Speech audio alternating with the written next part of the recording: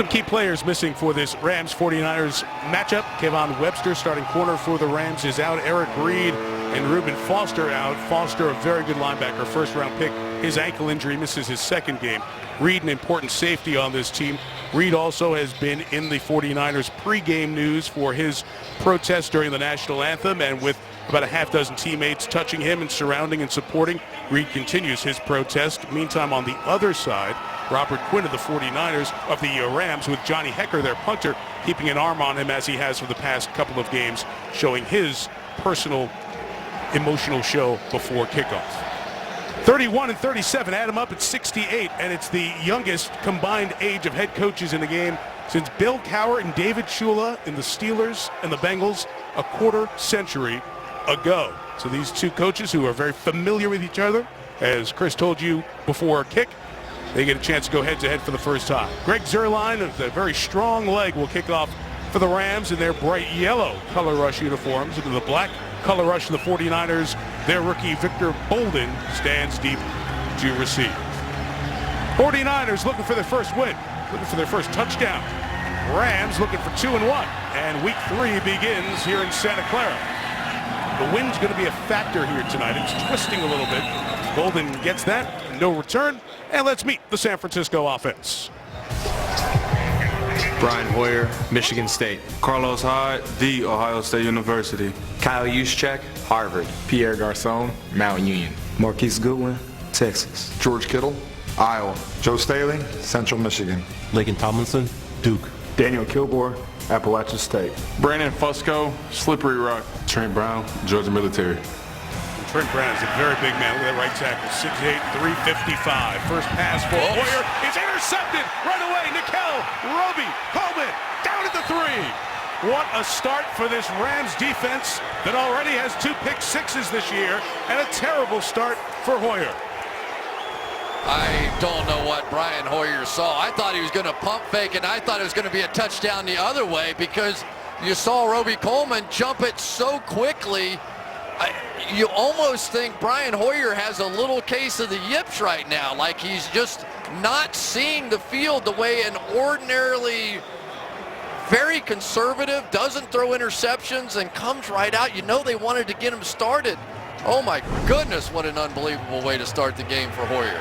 A great hustle by Selleck. Garrett Selleck saved the touchdown, the tight end hustling back. So the Rams get the ball at the 3-yard line to start. For Jared Goff, Todd Gurley is the deep back. And here comes Gurley, right up the middle and right away. A touchdown for the Rams in 12 seconds. Like a Mike Tyson knockout. Touchdown run number 2 of the young season for Gurley. Check out this block right down Broadway here by John Sullivan. John Sullivan is just going to lead the way and make it so easy. And you know defensively they had to be stunned going on the field. They're like, what? Where's my helmet here? What are you talking about? I mean, that is just unbelievable. With all of the offensive woes and passing game woes the 49ers have had, to have that start is just remarkable.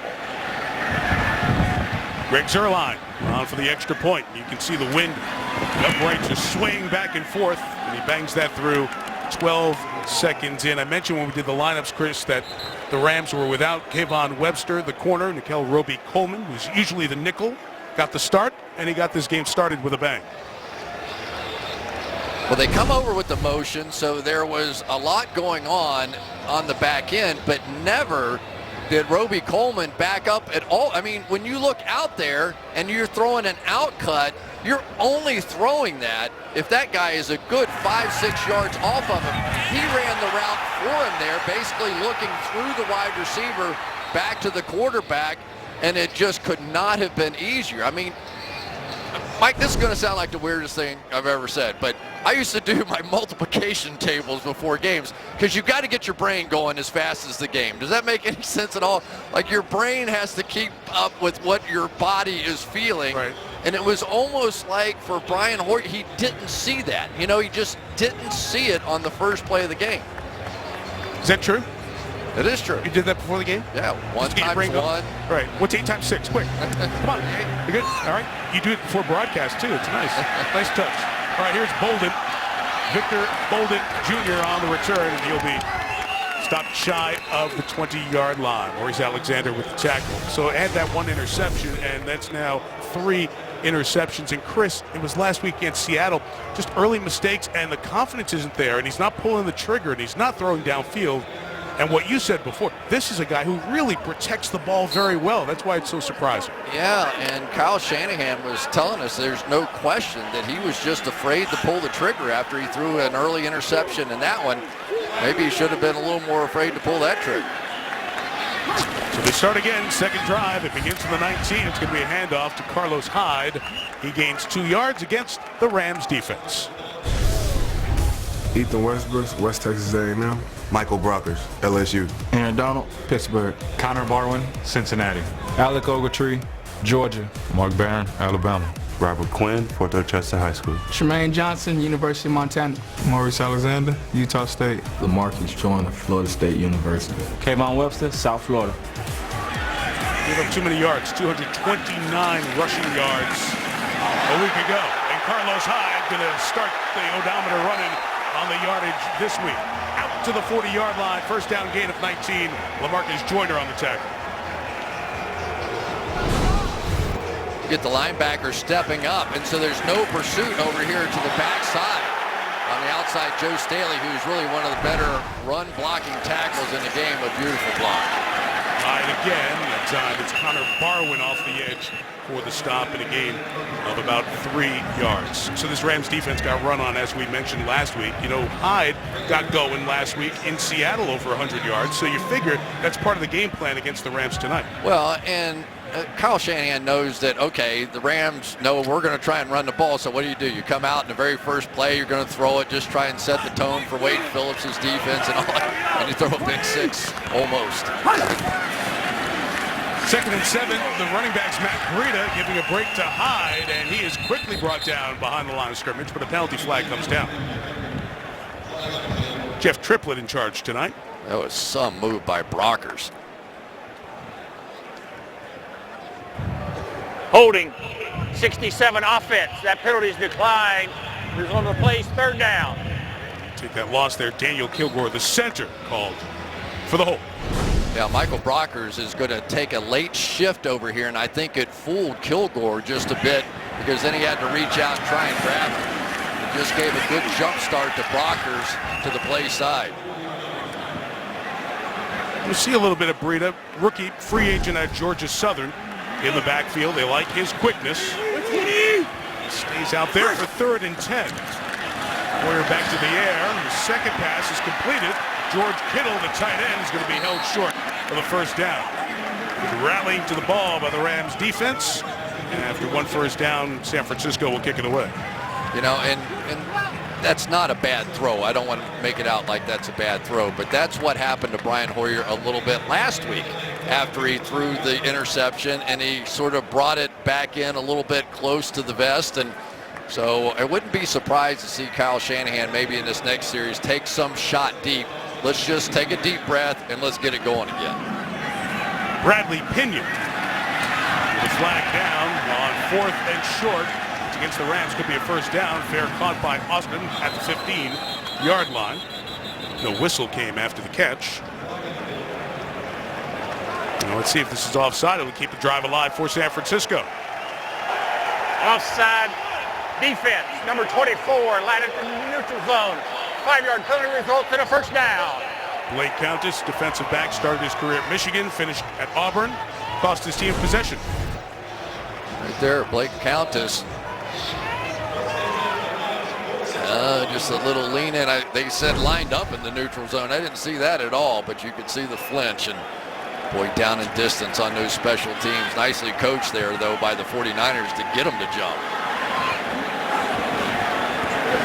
So Matt Breida remains the running back. As the Niners are on the Rams side of midfield, and here's a Hoyer throw. Out of the backfield, it is Breida. Good open field takedown by Alec Ogletree, one of the captains of this Los Angeles Rams defense. First down gain there. Chris, we talked about Hoyer taking care of the ball. actually one of the best in terms of interception rate. Brady every 126 passes, Aaron Rodgers every 75, and Hoyer over the last 3 seasons, a low number as well. It's just got to be inside his brain right now. You know, I mean, that was an easy one. You know, you come out on the first play, you take a look back there, and you find out exactly where that corner is. And if he's anywhere close, you're just not throwing it there, especially on first down, especially backed up on your own end. And the crowd was okay. I thought we were going to hear a whole bunch of the boo birds come out after that, but not so much yet. There's traffic. Some people are just getting in. They may think that the Rams got the ball first. Oh, they got down here so quick. Carlos Hyde's talking with a couple of the medical personnel on the 49ers sideline. Rita remains in at the back. Hoyer gets it to him, and he's got a first down. Rookie Matt Breida inside the 30 to the 29-yard line before Ogletree brings him down. Mark Barron's going to come on a blitz right here, and they end up creating some traffic through on the man coverage and able to sneak him out the back door. So that offsides penalty, a big mistake on the Rams side. Now Raheem Bolstered is in the third string back, and Bolstered runs it to the 21-yard line. Only had 1 carry in his career before that one, a third-year man out of Purdue. We continue to talk to Hyde there on the sidelines. So he's looking around his midsection as the doctors and athletic trainers were checking him out. So Mostert again to the ground. He's a yard shy. Track star, set some Big Ten marks, Big Ten titles at Purdue. He's bounced around the league. He's 5th team. And Carlos is ready to come back in. Here's one of the best players in football right there, Aaron Donald. Watch the way he gets off of block of huge Trent Brown in there and makes a play. Not just one of the best run players in all of football, probably the best interior pass rusher as well. Pretty remarkable guy. 3rd and short, Hyde back. He's got the first down. Tremaine Johnson tackles him. Carlos Hyde looking over the sideline. He shakes his head right away. I think whatever was bothered him even more as he got tackled there. They're going to come take a longer look at their running back. Kyle Shanahan's so good at getting plays out to that edge. Able to work it again. Good block by Pierre Garçon. Penalty kept the drive going at the 15. Here is the slant complete to Aldrick Robinson. And now it's out. Incomplete. Couldn't complete the catch as he went to the ground. So it'll be 2nd down.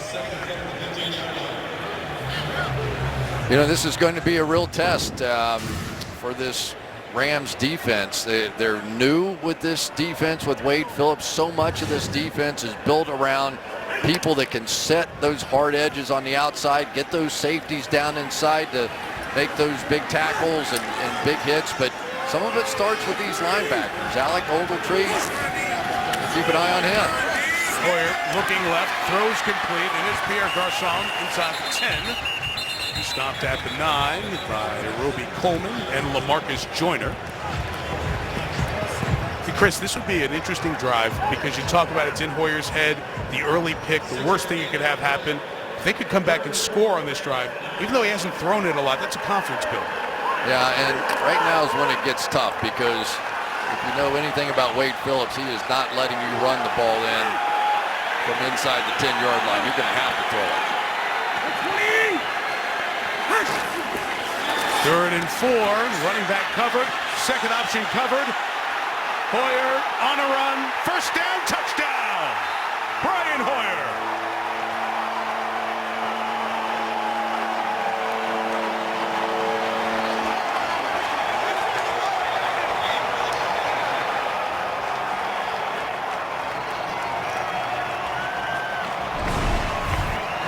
Get a chance to see exactly what Brian Hoyer saw down the field. Really nothing there, but let's give a little credit to that offensive line. No initial penetration, gave him a chance to scramble around. And for Brian Hoyer, maybe the best pass he's going to throw all night is the one to spike that football. Very good. Robbie Gould.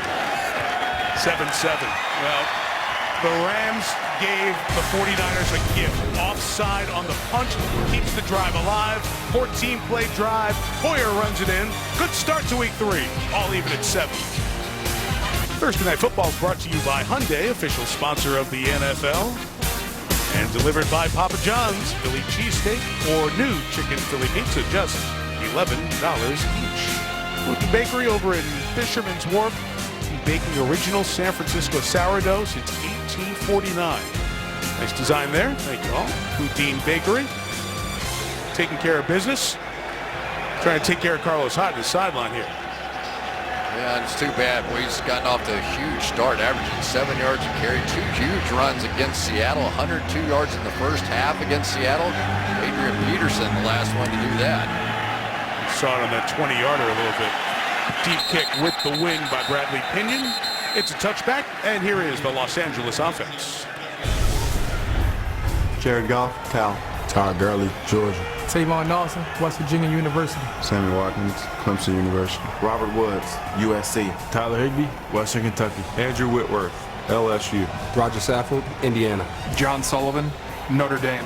Jamon Brown, Louisville. Rob Havenstein, Wisconsin. A little bit of a remake on that offensive front, including the veteran Whitworth, left tackle, the center Sullivan, who threw the block on the touchdown. One play, one touchdown. Here's play 2 for Jared Goff. In some trouble, gets away from Armstead. And will just bench it and get rid of it. Incomplete. So Goff had 7 starts last year, lost them all. You know, there was a little bit of a lost back end of the season for the Rams. It looked very good in the early season win over Indianapolis, 49-6. And came along in the second half against Washington, so there you see his numbers in the first 2 games. And they're much better around him right now as well. Pick up Andrew Whitworth to play left tackle. John Sullivan, the center, running the show in there. Sammy Watkins at receiver. More talent on this offense. And Todd Gurley back to a little bit of his rookie season form. That time, limited room to run. They're down against the San Francisco defense. Eric Armstead, Oregon. Earl Mitchell, Arizona. DeForest Buckner, Oregon. Tank Carradine, Florida State. Eli Harold, Virginia. Navarro Bowman, Penn State. Larry Armstrong, the U. Rashard Robinson, Ely High. Jaquaski Tart, Sanford. Jimmy Ward, Northern Illinois. Dante Johnson, NC State. There's 2 starting safeties tonight, Tart and Ward, high school teammates. Pretty cool to be starting together in the NFL. Going to show pressure right away. Let's see if they stay with it. 3rd and 7. Cooper Kupp is the other receiver. Look out, Goff. He is sacked, drifting back, and right into the spot where Elvis Dumerville was waiting. And for Dumerville, that is career sack 100 if it holds up. There's a flag down downfield.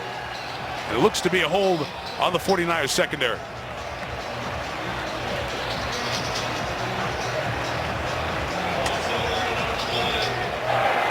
Holding. Defense, number 36. 5-yard penalty and an automatic first down. It's Dante Johnson, the starting corner, keeping the drive going. All right, well, here's the hold first. You can make contact there, but not that. And then Jared Goff, now watch him back up into this sack. Got pressure up the gut by Lynch, around the backside by Dumerville. But the more you watch at Jared Goff, the more you realize that when he gets pressure in his face, he has a tendency to back up, and those tackles will not survive that. He's got to learn to step the other way. Tavon Austin with that jet sweep motion. It's a big part of what the Rams run. Gurley with the carry for about 5 yards. Chris, when Todd Gurley got going, that offensive rookie of the year season, weeks 2 through 5, 146, 159, 128, 133. You're like, hey, this is going to be a big deal. Didn't go the rest of that year, not as good a year last year. We're getting back to a little bit of that form with more talent around him here for Los Angeles. Gain 4 there. Goff pressure up the middle. Got away and on the run. Completes it to Robert Woods. Down the sideline, Woods takes it deep into 49er territory. To the 32. Yeah, you can almost see what the 49ers are trying to do. They're trying to set up pressure to get right in the face of Jared Goff so that he backs up. This time he moves right. And when he's moving to his right, he can make some plays down the field. Go right to the no huddle here after that big play. 31 on that one. Will boot to the left and find your tight end. Caught by Derek Carrier. The veteran's out of bounds the 15-yard line. The San Francisco 49er defense showing some signs the last couple of weeks. Robert Sala's their new coordinator. He's 38 years old. He's trying to fix the worst group in the league last year. Last in points, last in rushing yards, last in total yards. Numbers were not pretty for San Francisco. But they were awfully good a week ago against Seattle, so we'll see which one we get. Back in the red zone of the Rams, the 15, Gurley. Those legs churning for 4 or 5 yards to Rashard Robinson for a ride for the last few.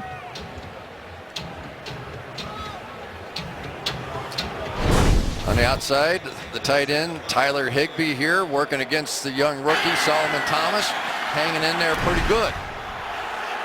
Back on the ball quick. Goff, second look over the middle, caught by Gurley. Involved more in the passing game here over the first couple of weeks. It'll set up third and about 2. That's exactly right. Todd Gurley really was not used that much a season ago. And when his rushing numbers dropped way down, he went from 4.8 yards per carry to 3.2 last season. It is a huge drop. But now being involved in the passing games where we've seen him really make some spectacular plays. Third and 2. Rams get out of the huddle and jump the ball quick, and they can't get to Gurley, who scores another touchdown. 2 in the opening quarter for Todd Gurley. Can't stop him. Let's go. Nicely done. They hustle to the line of scrimmage, which they will do. Going to come down and get the pick right here. Nobody to cover Gurley in the flat. One of the big advantages of getting to the line of scrimmage, it's hard to get set. Who has number 1, who has number 2? And the Rams have been taking good advantage of that. If you had Todd Gurley on your fantasy team, your weekend's off to a good start, right? You're rolling. 10.5 minutes, 2 touchdowns. Extra point added by Greg Zerline. At 4 possessions, an interception, and 3 touchdowns. Todd Gurley with his second of this opening quarter. 14-7 LA. Coming back to the Bay Area for Jared Goff, and a very good start. The early great field position off the turnover led to the touchdown. It was a nice drive on their first full drive, 14 plays, 81 yards. It was aided by the penalty, the defensive hold by Dante Johnson of the 49ers. Punting unit was coming on. Drive stayed alive. And the Rams scored their second touchdown. 7 offensive touchdowns for Los Angeles in the first 9 quarters of the season. Returned by Victor Bolden Jr. And he won't get to the 20-yard line as Blake Countess made the tackle. Thursday Night Football is brought to you by Bud Light, brewed to be enjoyed responsibly. And by KFC's Nashville Hot and Honey Mustard Barbecue Georgia Gold. Get off Alcatraz, just trying to survive. It's only week 3. Nobody's over there just yet, in football terms. You ever done that tour? I didn't. Holly went, my wife, and I was probably doing football. You were studying. Carlos Hyde remains out. Matt Breida is the running back. Hoyer gets it to Breida. Look out, look out! Aaron Donald almost saw a rebound coming his way as Alec Ogletree was hanging on to the running back. Well, I tell you, so many things have gone wrong for this 49ers offense. You're thinking, oh, no, don't tip it up there. And Aaron Donald, who almost intercepted a pitch last week, nearly had that one as well. He was telling us about some of his high school big plays. 19 handed to Breida. A good run here, and he'll get the first down near the 30-yard line. Got a block from Laken Tomlinson. Let's go down to Heather. Mike, an update for you on Carlos Hyde. Niner head athletic trainer Jeff Ferguson has been examining his left hip. He applied heating lotion in an effort to relax those muscles around his hip. The word is he's officially questionable with a hip injury. We'll keep you posted. Right, Hoyer, wide open Garcon into Rams territory. This guy doesn't go down easy either. 41-yard line to gain of 30, and Hoyer finding a little rhythm now. Well, and that's what happens, Mike, when you start running the football. Now you get opportunities in the passing game. So much of what Kyle Shanahan builds and the success they had in Atlanta was because they could run the ball, and that's what they're doing here. Tempo as the Rams on the ropes a little bit too. A couple of yards for Mostert. Raheem Mostert. The running back, Kyle Shanahan, both head coaches here. We mentioned first-time head coaches. They're both young. They're both calling their own plays, too, so it's an adjustment for them as well. Yeah, which is tough. It's tough to be a head coach and an offensive coordinator and a play caller. Not many people have success doing it.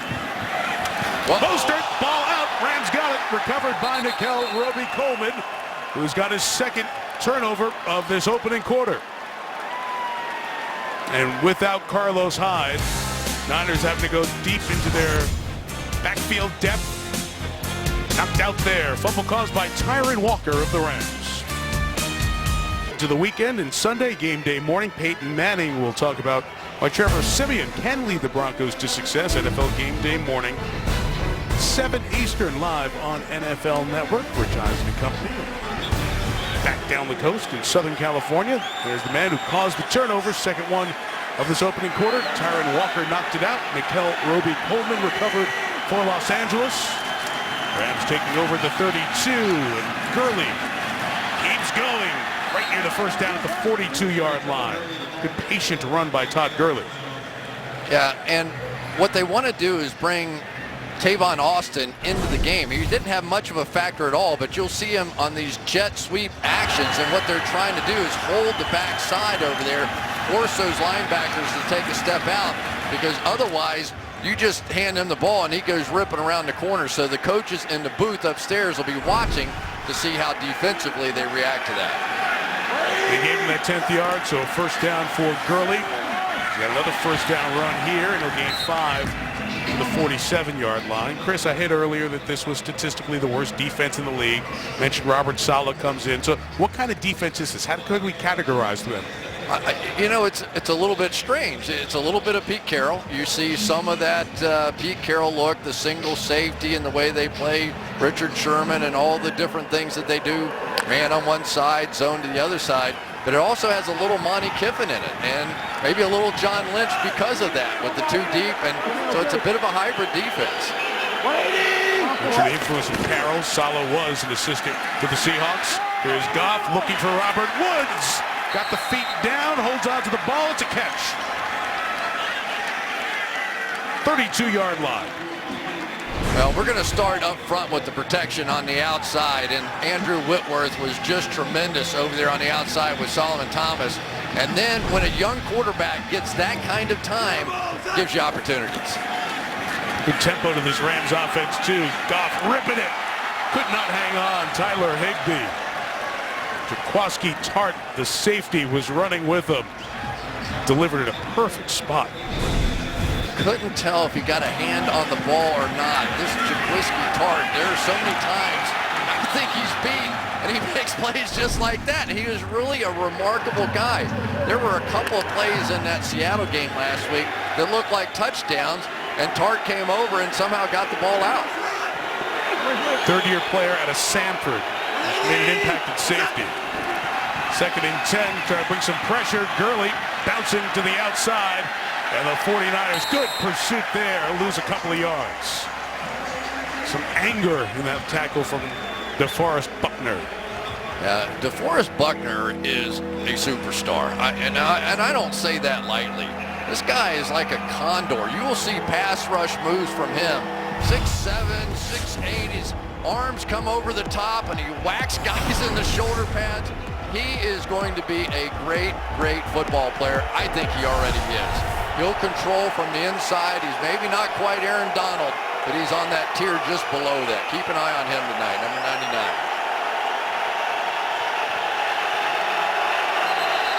Loss of 2, 3rd and 12. Play clock running down. And a timeout taken here. Rams timeout. We'll be right back. DeForest Buckner, he's one of the trio of first-round defensive line picks out of the Pac-12 taken by the 49ers in 3 consecutive years. Armstead from Oregon, same with Buckner, and Solomon Thomas, this year's number 3 overall pick from Stanford. So they've got this Pac-12, I should say, feel to this defensive front. And a guy who knows Pac-12 a little bit, John Lynch, made the last of those picks. Of course, you know, John was in the booth at Fox. He's now general manager of the San Francisco 49ers. He and Kyle Shanahan, first time they've been in these roles together trying to rebuild this franchise. A good solid group up front to do it with. 3rd and 12 here at the end of the quarter. Quickly to the hands of Pharaoh Cooper. And the wide receiver's first catch is stopped quickly by Jimmy Ward, the safety. And it brings up 4th down and a long field goal attempt.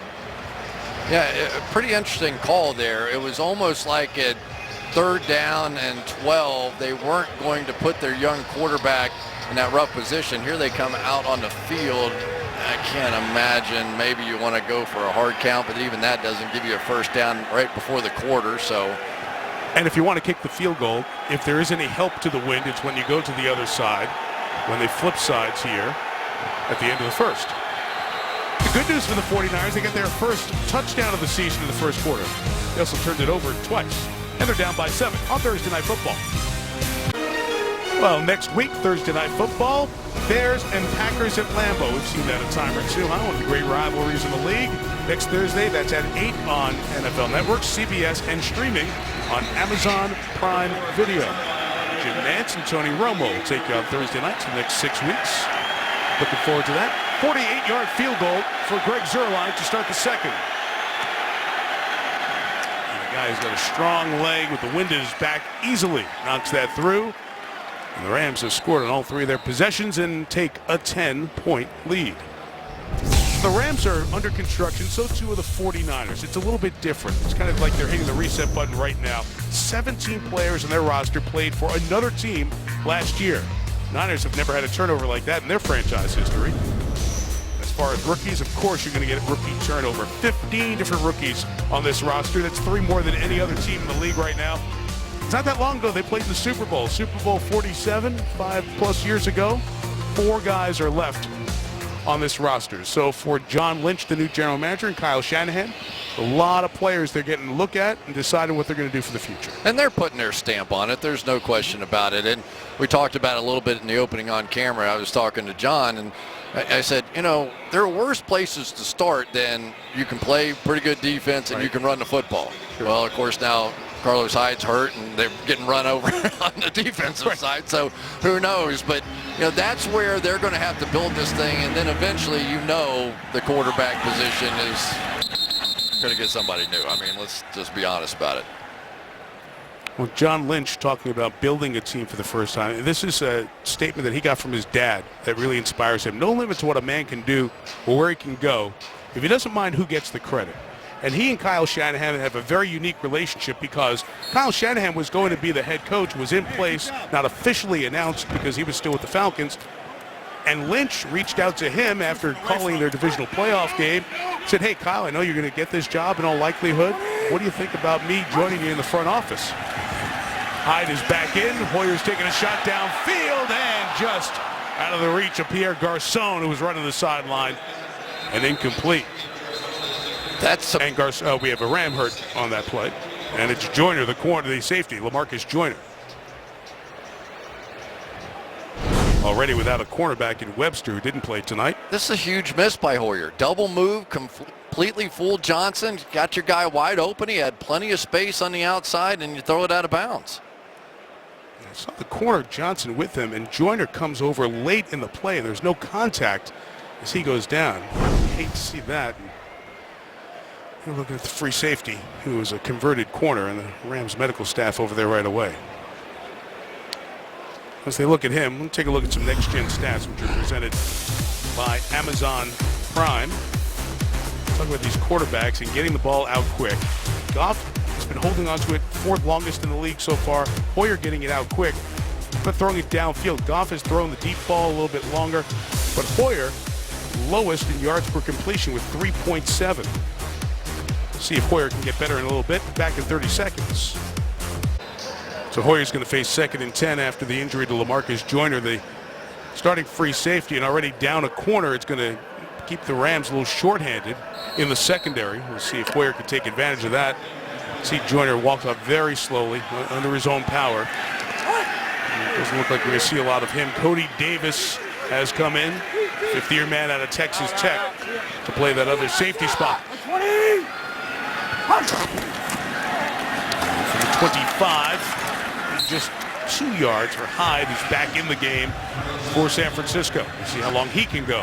Hip injury in that opening quarter. Yeah, and let's elaborate a little bit on LaMarcus Joyner. Not only is he the starting safety on the field, he is the starting slot corner, and to take it one step farther than that, Kyle Shanahan said he thought he was one of the best ones that he had seen while they were with Atlanta. So you have a very, very important piece of the puzzle defensively for the Rams on that table.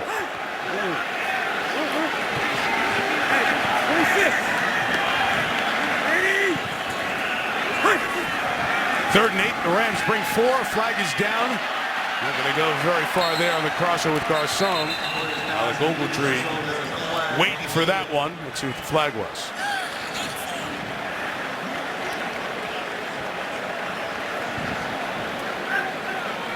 Offside defense, number 94, lined up in the neutral zone. 5-yard penalty, still third down. The veteran Robert Quinn. Here we go, no question.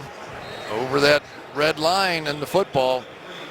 Big time pressure that time by Aaron Donald getting in, and now it's going to be third and much shorter here with an opportunity. See if they try to go after the slot player here, who is now Nickel Roby-Coleman. 3rd and 3, Hoyer again underneath. It's a first down and a lot more for Trent Taylor to midfield. 4th catch of the rookie season for the 5th round pick out of Louisiana Tech. And a good one, right? This is one of the really good slot players that came out of college football a season ago. 1,734 yards, which was the best in the NCAA a season ago, playing that slot position. You can get those kind of players this time in the 5th round and paying dividends. Especially in the offenses these two coaches run. Hyde got hit hard as he was moving through the line. Matt Longacre had him in the backfield. It'll be a gain of a yard for Hyde.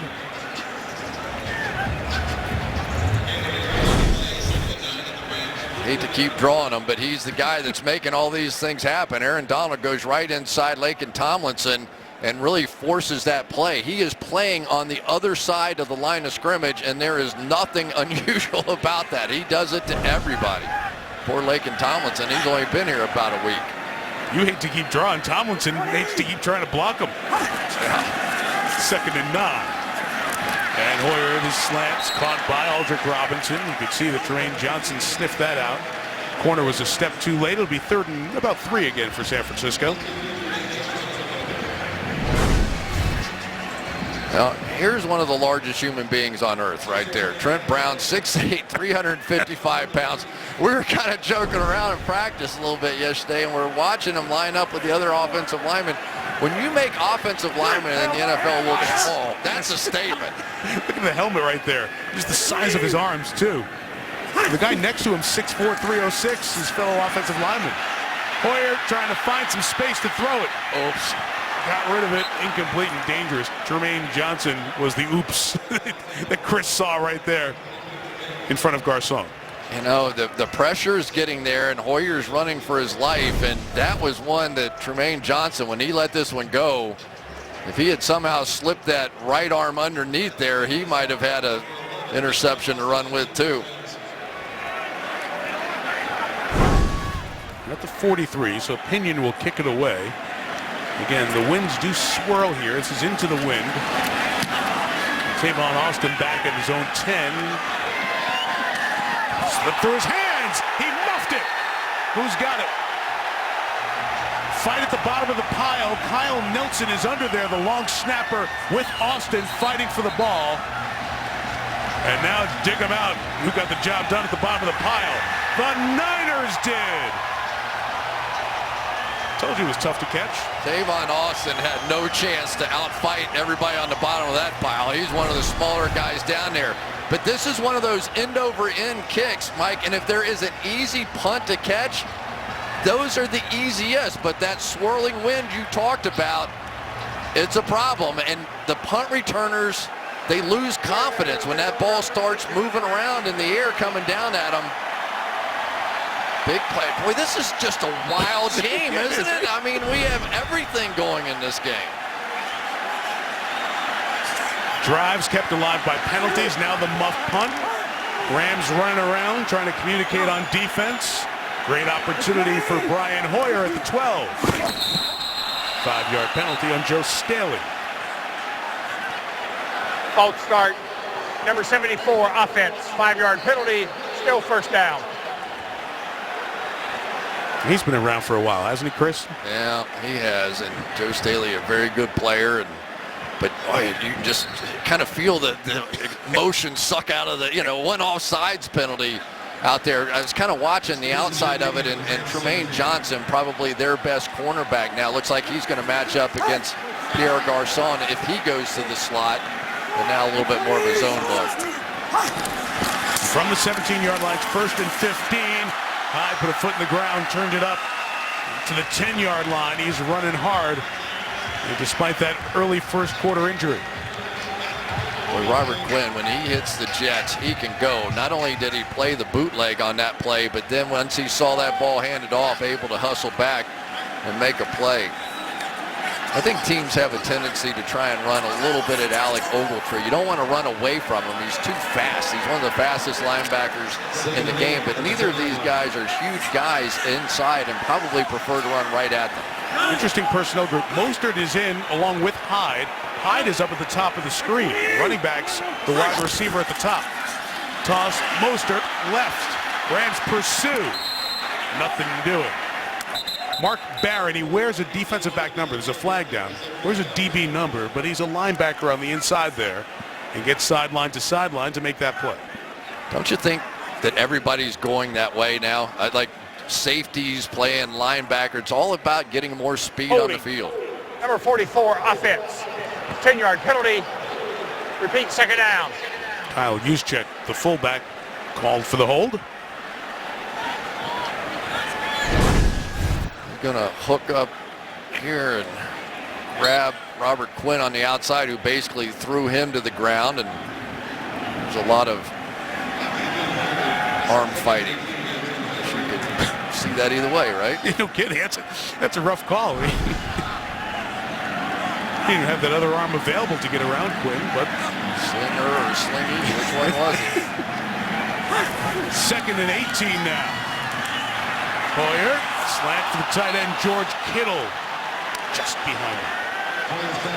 And in defense of Brian Hoyer, there have been some huge drops by this team this year. We have seen Goodwin drop a couple, and this is a really good receiving tight end. Let that one right through his hands. He's had a few injury issues this week, but boy, when they get a chance to make one of those plays, they just haven't yet.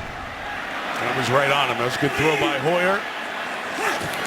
So that 3rd and 18, they're going to run here with Hyde, who slips and falls, only gains a yard.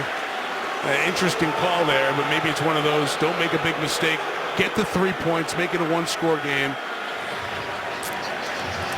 But you screw it up. You get the huge fumble on the punt, you jump offside, you get a holding call, kinda, and then you drop a pass. And you have nobody to blame but yourself. When you get opportunities, you have to do what the Rams did with that opportunity and stick it in the end zone.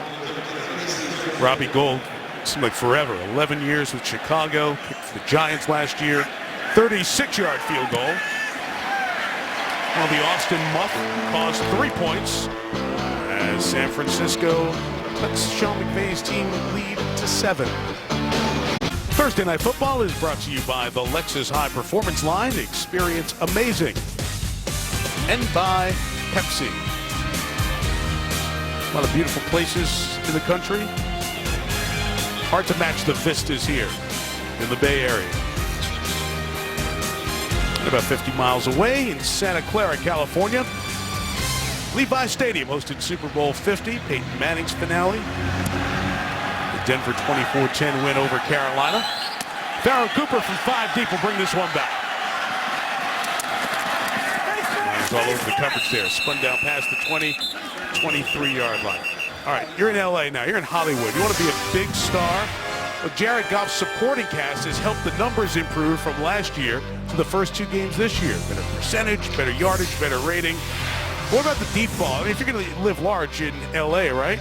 Not very good last year. 4-17 but 20 yards downfield, 6 of 9. It's a short sample. It's early, but already it's better. So maybe it's a little bit of the supporting cast. It's a little bit of the new head coach. It's a little bit of this guy getting better. It's only his second year, just his 10th start in the league. He went to a movie premiere this offseason. Big time. Jamie Foxx knows his name. He's all excited.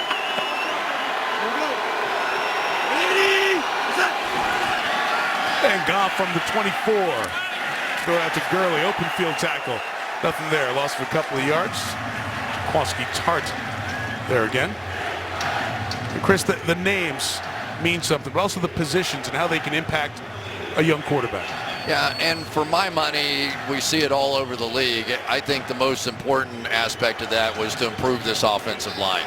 You know, John Sullivan's a guy that may be the center that won't show up as being one of the great players in the league, but structurally, he gets everything organized. Whitworth protects his blind side. Now all of a sudden, you've got a quarterback looking down the field instead of at the pass rush. Here he is, 2nd and 12. Look out, incomplete. He was looking towards Sammy Watkins, and Dante Johnson was sniffing a pick 6 there. Yeah, you have to be careful sometimes with defensive coordinators like Robert Saleh. They're going to show you way off coverage, right? Freebie, I'm just going to raise up and throw it. Uh-oh. One of those trap kind of defenses with safety help over the top. Look out. I bet they don't take too big a chance here. Drop in zone coverage at 3rd and 12. Goff drifts and incomplete to Gurley. That's the first 3 and out of the game, and much needed for the San Francisco defense. All right, here's what I think Jared Goff has to work on the most. When he gets under pressure, he tends to go backwards. And what it does is tackles, they think that they can run those pass rushers by you on the outside. But if your quarterback is drifting backwards, you're helping the defense and you're putting yourself and your tackle in a dangerous situation. He needs to learn to go the other way. Think of Tom Brady and Aaron Rodgers stepping up into that pile. Terrific punter, and Johnny Hecker just bombs one. Good gracious. All the way back to the 15 for Trent Taylor, who spins and turns and will finally get taken to the ground at the 22-yard line. How about 64 yards from Johnny Hecker? He kicks them hard to catch, he kicks them far, he kicks them well. You have the 2 youngest head coaches in the league, and so often it gets talked about their age, but are you too young sometimes? Not if you're talented, maybe not if you're out here in the West Coast too. Think of all the youth and the success in the business world, whether it's Gates or Steve Jobs at Apple, or Sergey Brin at Google and the co-founder at age 25, Mark Zuckerberg and Facebook co-founder at age 19. So it is the now generation. Anything's possible. So why not a 31 and a 37-year-old head coach to take over 2 storied and proud franchises? Silicon Valley, they may be too old. Yesterday's news. Retirement time. Make that kind of money, yeah. First down, Hoyer over the top, brought in by Juszczyk. Onto the Rams side of the field, the 43-yard line for Kyle Juszczyk.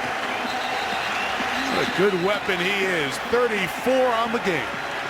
You know, when the fullback comes at you as a linebacker, you think you're going to get blocked, and this time instead, he ends up running right past Alec Ogletree and caught a pass down the field. That was really well designed.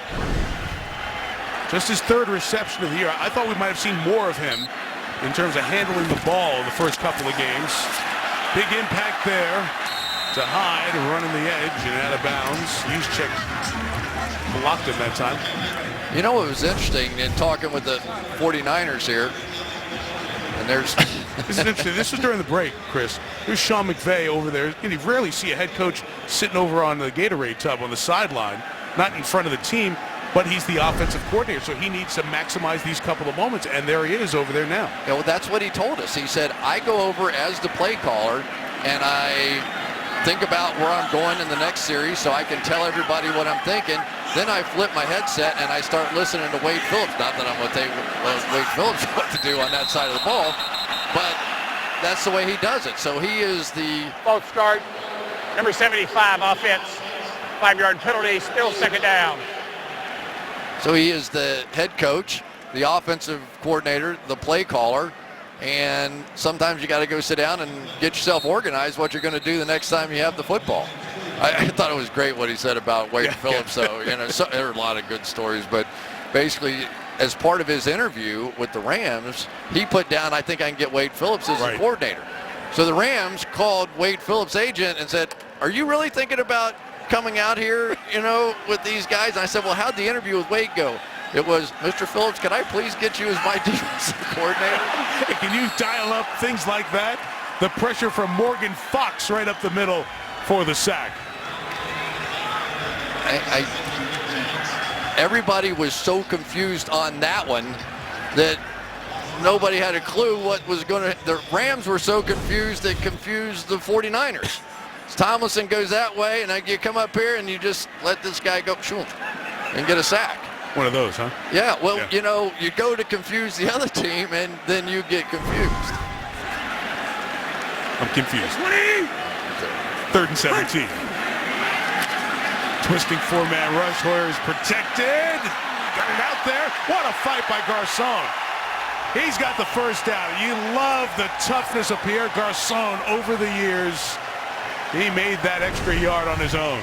And what did Kyle Shanahan tell us about Pierre Garcon? He said, you know what? In the crucial moments of games, our team doesn't have anybody yet that is the go-to dog, is what he called him. The go-to dog just stepped up, but he pointed at Pierre Garcon and said, I think that is the guy. I think there's one too many Rams, and you can't hide. Too many men. Defense. The 5-yard penalty. Still first down. You can't hide in the yellow there. Easy to spot. Here's Heather on the sideline. Well, Wade Phillips and the Rams missing free safety LaMarcus Joyner right now, who is questionable with a hamstring injury. He's currently on the sideline icing that hammy. Guys, this is especially an issue considering the Rams already thin in the secondary with Kayvon Webster out with a shoulder injury. Look for Cody Davis in for Joyner. Davis has been back in that safety spot along with Maurice Alexander. So Davis is 38. You see Joyner watching on the sideline. 1st and 5. The Hyde run is stopped by Tenzel Smart, rookie out of Tulane. Limits the gain by the yard. We talked about Kyle Shanahan. He's doing the same thing that Sean McVay's doing on the other sideline, learning how to call plays and manage the game all at the same time. One of the differences Sean has, as you mentioned, Wade Phillips, 70 years old. He's been around the league longer than everybody. He's got that experience. So there's somebody with a great presence and knowledge handling the defense while you're getting the kinks worked out on the offensive side. He's been a head coach. Michael Brockers in there to stop Carlos Hyde that time, and that will be a loss of a yard or so. We'll bring up 3rd down here for the Niners. Brockers look like Dwight Freeney on that one. You don't see nose tackles with spin moves very often. Watch this right here. Come in, he's going to have the gap off to the left, spins around, and there's the ball carrier. Pretty great play. Extended his contract. He's a first-rounder back in 2012. Taking the 14th overall pick. The 3rd and 4 here for San Francisco. Hoyer's going to step up and be brought down. Step right into the arms of Matt Longacre. So Longacre, Tenzel Smart, Morgan Fox, some of these backups having a good first half on impact plays for Los Angeles. Yeah, he steps up into the pocket. Let's take a look at the coverage down the field. And there was his guy. That was Trent Taylor. He could have gotten the ball right away. Pretty good coverage. And it looked like Hoyer was going to be able to run for that first down, but Longacre came over to make the play. Long field goal, 48 yards for Robbie Gould. Still got it. Good stuff from Robbie Gould, the 34-year-old. That's the LA lead to 4. Well, this Sunday morning, the Ravens face the Jaguars in London, and you can stream the game live and for free on Yahoo. Sunday, 9:30 a.m. Eastern. Watch live with the world on any device, the NFL on Yahoo. Ravens heading over to London early this evening, 7.5-hour flight. They were told to get to sleep a half hour earlier each day this week to help them with the time difference. Everybody's got their strategies. Of course, the Jaguars go over there every year. And built up a nice fan base over there. Touchback, they'll take over the 25 against Navarro Bowman. and the 49ers defense. It's so good to see him back on the field, Chris, and leading this group. Yeah, hurt that knee in the championship game, and she had to question whether or not he'd ever be able to come back from that. He did. Then tore his Achilles, and he's one of those chip on his shoulder kind of guys, isn't he? He's like, I didn't feel like I was given the respect that I was owed around here, and there was some talk, is he going to be back, and new regime and all that kind of stuff, and he has stepped right up and led this defense like he always does. Stopped Jared Goff and the Rams on the last drive. Todd Gurley here threw a tackle by Bowman, and he gains nearly 5 yards. Well, this is where Candlestick Park used to be. Hard to believe. Candlestick Point. And you might remember the last game there was on a Monday night. The Niners found their way into the playoffs. A pick six to close out the stick by Bowman helped them beat Atlanta on that night. And here he is in the new stadium for 4 years now. He's been an All-Pro 4 times. And this is a player who, as you said, Chris, he wants everybody to know he's still got it and can still lead this group. 2nd and 5, complete to Sammy Watkins. Came over in a trade from the Bills. He gets a first down here. He's been targeted only 7 times in the first 2 games. Gets his first catch here. Yeah, and the one thing he's had a little problem with is getting off of the bump and run coverage. And so they are trying to work him in. They haven't found a way to get the ball deep to him yet this season. With the flag down, Goff takes a shot downfield. Woods out there, couldn't bring it in. Here comes a second flag on the hand fighting with Woods and Rashard Robinson. This is going to be an interesting call.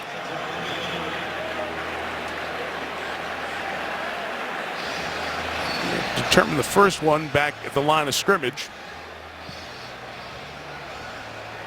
Woods definitely turned back. Not sure Robinson did. And there's a little action for sure.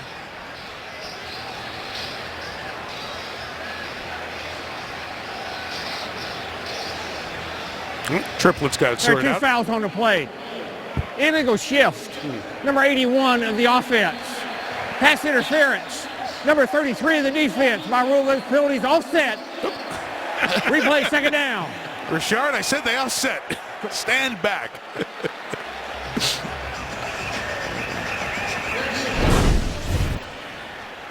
Here we go, right in here. Let's watch these 2 guys, see if everybody gets set. And no. It's a young guy, Gerald Everett.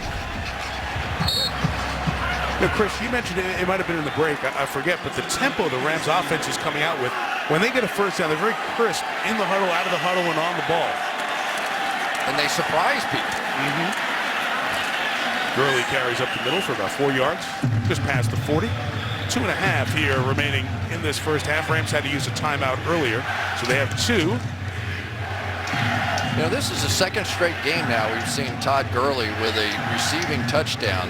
He had 6 receiving touchdowns his 2nd year of college, came out his 3rd year, but then went his last year of college and his first 2 years in the NFL without a receiving touchdown and has 2 this season now. So he goes in streaks, I guess. From the 40, he picked up the blitz there, and there goes Watkins crossing into the Niners secondary to the 37-yard line as we hit the 2-minute warning. So Sammy Watkins getting a little rhythm with Jared Goff, who's had a nice half, 9 of 13, 22 yards on that gain. Rams driving, trying to add another score before halftime. Lexus halftime is coming up.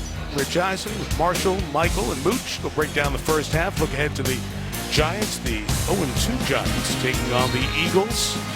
They've got some good pass rushes coming against them. They could not stop the Lions up front on Monday night. A lot of talk in the New York area about the G-men. The guys will talk about them coming up on the Lexus halftime. Those Eagles can rush the passer.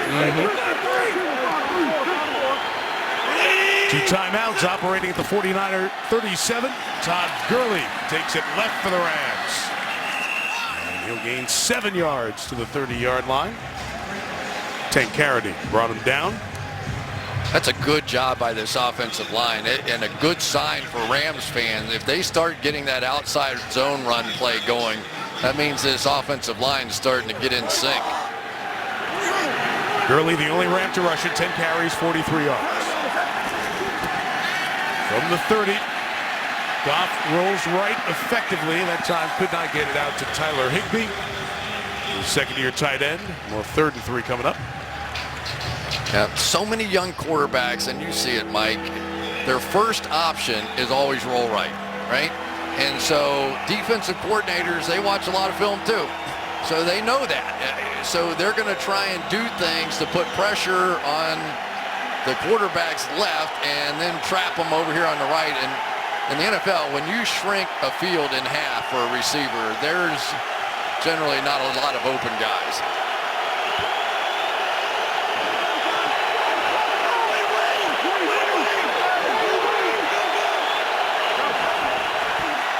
Timeout taken by the sideline. Timeout taken on the sideline. See, the pass is incomplete. But over on the Rams sideline, the down judge coming in to tell Jeff Triplett no play. I had timeout first by the head coach.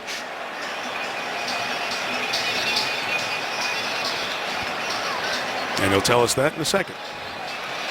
Maybe. Timeout. Rams prior to the snap. Please reset the game clock to 1:24. 1:24. So let's take a look at the first overall pick a couple of years ago. His release, pretty straight up, not a lot of wasted motion there. That was 2016, even a little purer tonight. And here's the release time. That's really slow, 0.43. And then tonight, he has quickened up everything, and so a little more confident. I think probably a little more of an understanding of playing in the National Football League, and a whole lot of offensive line play. I mean, this has been a really good first half of protection for Sean McVay in this offensive line. No sacks yet for San Francisco. 3rd and 3 for Los Angeles. Rushing 4, Goff in the middle, Cooper Kupp. First down to the 17-yard line. This guy, a terrific slot receiver, rookie out of Eastern Washington. What a move. This is Cooper Kupp. He's pretty tough now. That was a very patient, veteran, Julian Edelman-like kind of move out there in the slot. The 17, Goff, caught, hard hit against Robert Woods. That'll be a flag. No doubt about a flag. Jimmy Ward came in.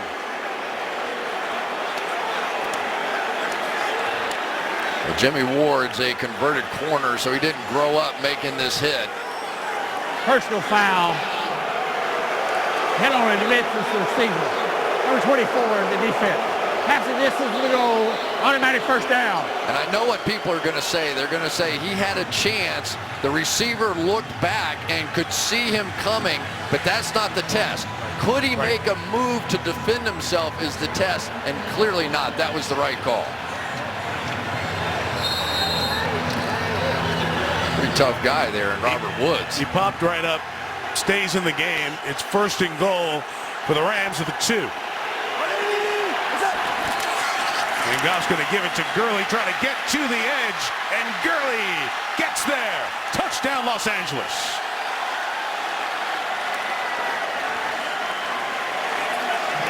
A terrific half for Todd Gurley. Navarro Bowman was telling us Todd Gurley is faster than you think. This thing turned into just a foot race. He didn't like it, turned left, and now you have to outrun a cornerback to the outside, Dante Johnson. And the most danger he's been in the first half has come from wrestling the cables over along the wall here. Yeah, it's slippery part of the exterior of the field there. Waiting for confirmation on the touchdown, and it is confirmed that is 3 touchdowns in the first half for Todd Gurley.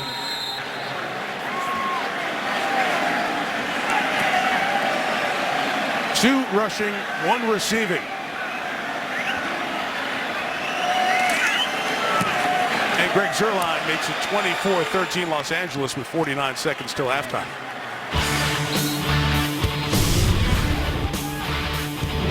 Todd Gurley, a lot to like about him in his 4th year. He's got 3 scores in the first half tonight.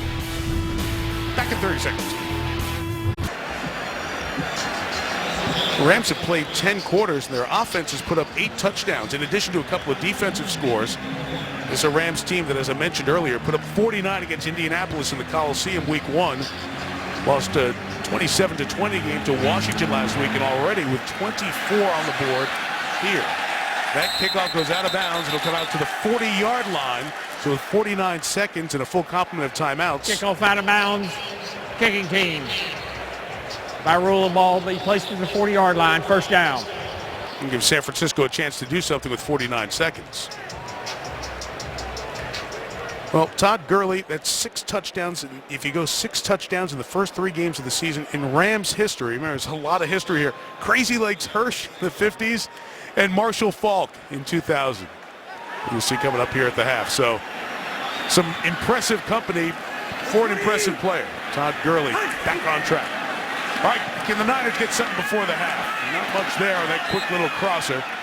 It's 3 yards of Garcon, and the timeout's going to be used here wisely with 42 seconds. That would have taken too long to get that next play off. Well, I had a chance to talk about Todd Gurley a little bit with their offensive coordinator, Matt LaFleur, and he said, you know, people, they don't know. I don't know what his reputation was. I didn't really think of him as being this intense, hardworking kind of. Every single day in practice, this is one of the most hardworking, diligent guys on our football team. I don't know what happened a season ago. It was an off year, 3.2 yards per carry, a lot of pressure on him. The offensive line wasn't nearly as good as it is now, but he has taken full advantage of opportunities this year. 2 timeouts, 42 seconds. Hoyer, again, it's short. Sprint to the sideline by Matt Breida. He'll get there. But now it's 3rd and 2, 36 seconds left. You know, most of the points in this half have come off of mistakes by the other team, whether it be turnovers or whatever the case. That kick out of bounds was a huge mistake. If you end up with a good kick, get them back inside the 20, I think you have to think about how aggressive do I want to be with an offense and a passing game that hasn't been going that great. But now an opportunity with a 3rd and short. That's such a good point. Need to get to midfield, keep this thing going.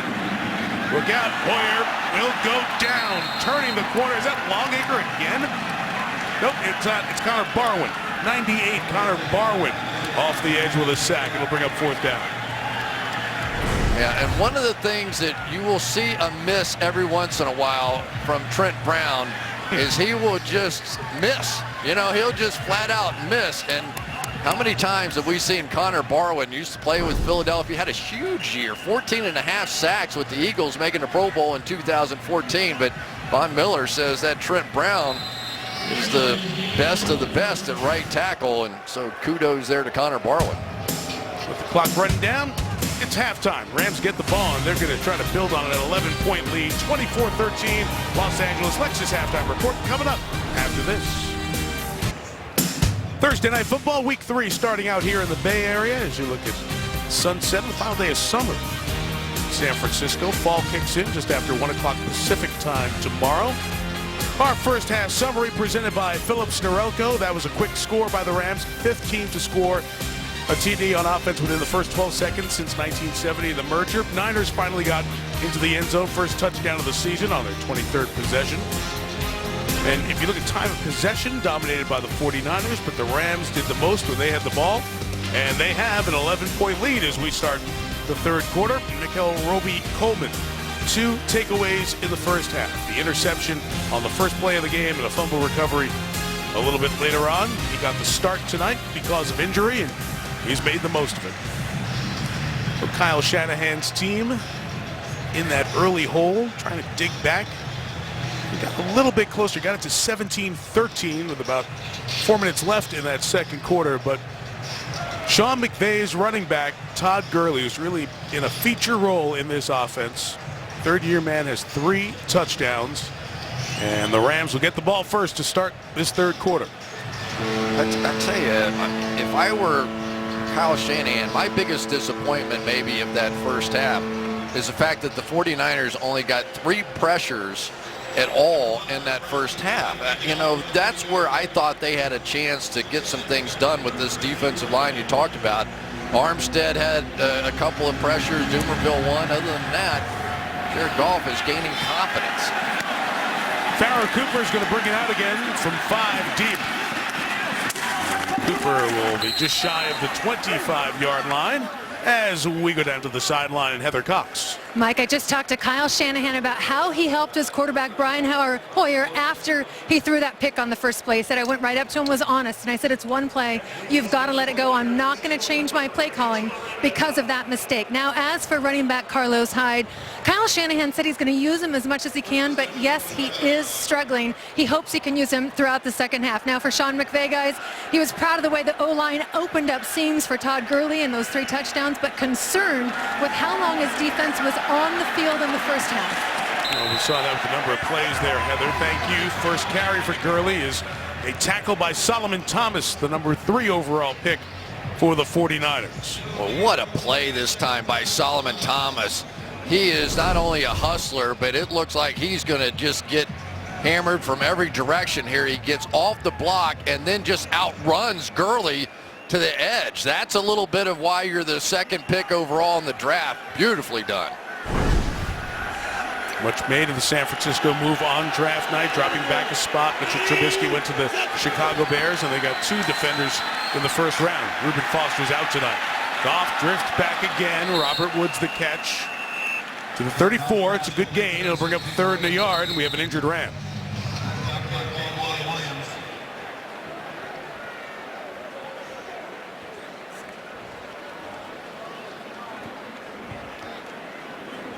I believe it's their center, John Sullivan. Yeah, it is Sullivan who's down.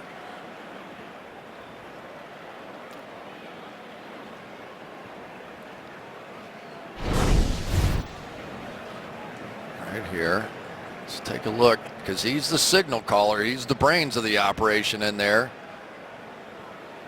Something on that left side. Yep. And that is not good. Of course, he was over there. And there's Austin Blythe, who will come in. But remember, McVay knew all about John Sullivan from those days at the Redskins, and they high praise for him and the way he runs the show up there with that offensive line, and they were so good in that first half. This is the play before, Chris.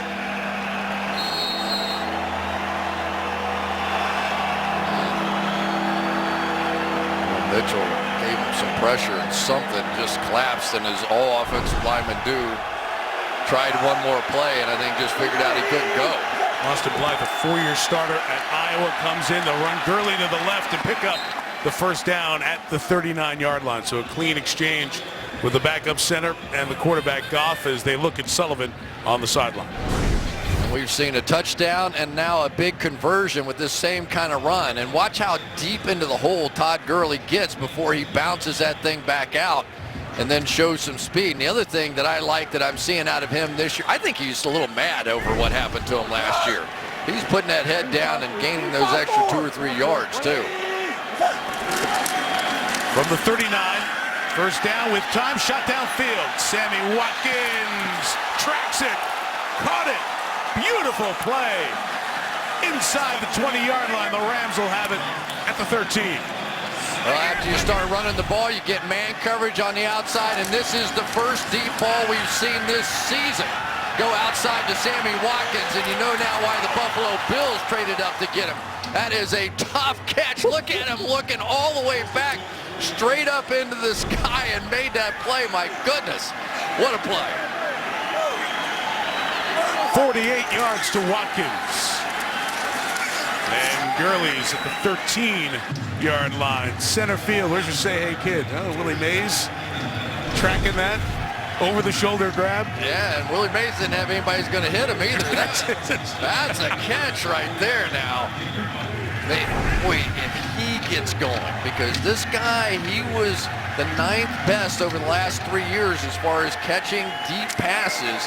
Over 1,000 yards. Now, if he gets that part of this game going with everything else we've seen from the Rams tonight, look out. Yeah, Rams has changed personnel. Look for something here on 2nd and 9 from the 13. 5 receivers in the pattern. It's caught by Tyler Higbee to the 9-yard line. So they got the 2 starting receivers out there and brought in the others, emptied the backfield, and they keep the drive going. 3rd down. So now we get Jared Goff moving forward a bit. You see some of the arm strength, and I love the throw because there's nobody had a chance for that one but Sammy Watkins. And when you put it high like that, Mike, now it comes straight down where they can't get their arms in there to knock it away. That was just great all the way around. It's a big play for Robert Saleh's defense. Can you limit them to 3?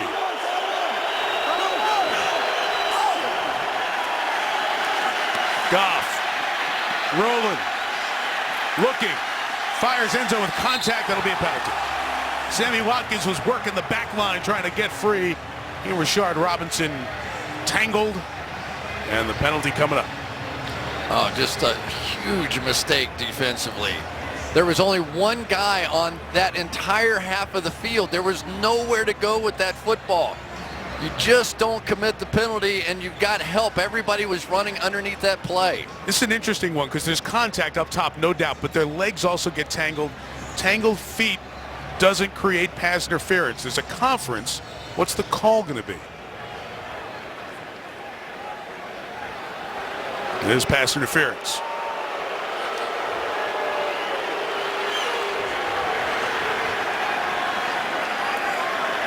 But don't let Sammy Watkins start getting some confidence going over here, because now we've already seen, we like Cooper Kupp, right? There's a slot guy. He's tough there. Robert Woods is tough as nails. He got drilled right in the head, and he's made some tough catches out here. Tavon Austin with some great speed. Gurley's been tremendous. Starting to look pretty good. 1st and goal from the 1. Niners getting nosy up there. Flag comes down.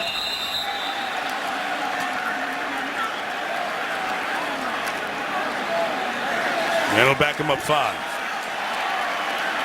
I think in lip reading it said on the center. That's the fastest I've ever seen a back stop, I think. They blew that whistle and Todd said, no, I'm not taking that hit. He's fast starting and stopping. That thing in reverse.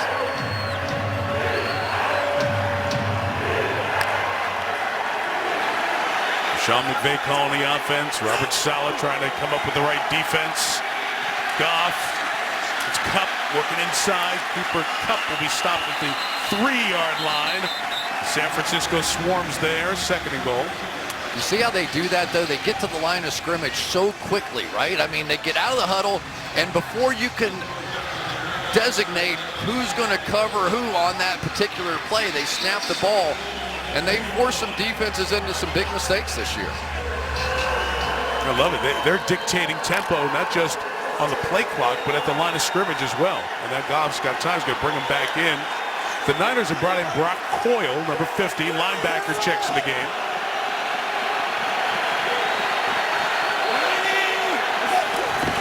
Second and goal. Gurley for number 4 on the night. He's short. The down judge says he's just short. Third and goal. Interesting.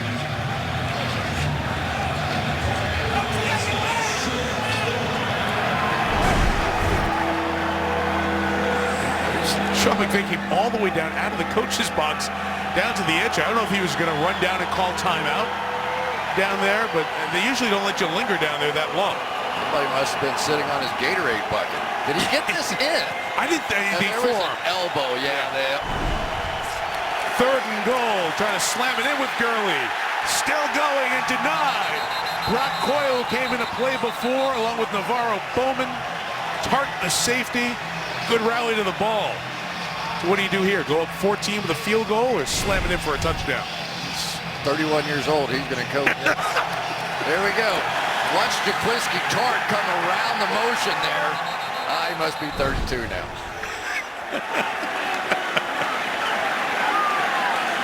Field goal unit coming on with 0 line. Because it's so hard. I think that's one of the hard things about being the play caller and the head coach is play callers always want to go for it, right? They always want to.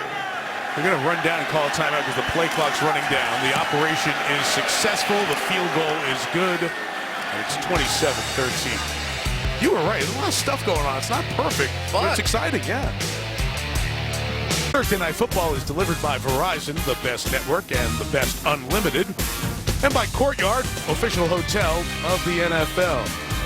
Montana, Walsh, Rice, so many of the 49er greats are remembered in the 49ers Hall of Fame. This replica of the Bill Walsh office there in the 49er Museum, all right inside Levi's Stadium where they did it. And they did it with the Niners' history and legacy in mind and did that the right way. Man with a little legacy and history, and he's back to the Gatorade bucket. Probably tired after running all the way down to the goal line. Here comes Sean McVay. You can see him running down there. Now, as an official, you're looking at him, and you're not sure if he's going to call a timeout or challenge the play or what he's going to do. And he did nothing, which I guess he has that right, too, to change his mind down there. But I think on the other side, his good buddy Kyle Shanahan was questioning whether or not he's saying, now, can I run all the way down there and watch the play and get a better feel for the goal line? And he said, yeah, I know, but we didn't know what he was going to do. And that's the way those things go over there. The officials will give you a grace period. And then what you said at the beginning of the game, these guys are two head coaches. They're young, they're friends, they work together. But if you're going to be in the same division, you're going to last for a while. It's hard to be best buddies. Yeah, the pickup basketball game is now out. But I've been impressed with Sean McVay, haven't you? Me too. I mean, this thing has a good pace to it. We saw Kyle Shanahan last year with what he did in Atlanta, so we know he can do it. But at 31 years old, to piece together this kind of offense and that sort of tempo and calling plays while being the head coach, there's a lot of good stuff going on with this Rams offense. Brian Hoyer and the 49ers will start from the 25-yard line. Play action. Aaron Donald coming for a visit. Pass to the sideline, incomplete. Unable to keep the feet in bounds on the sideline. Pierre Garçon. There's a flag down back by Hoyer. I'm just telling you, if that's a visit, I'm never inviting him to my house. Personal foul. Roughing the passer, number 99 of the defense. 15-yard penalty, automatic first down. I don't know what that foul was for. I just, now we'll watch it again here.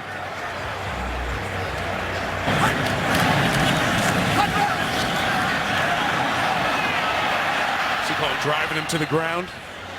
I guess that would be it. Wow. It's a form tackle. That's just a tackle.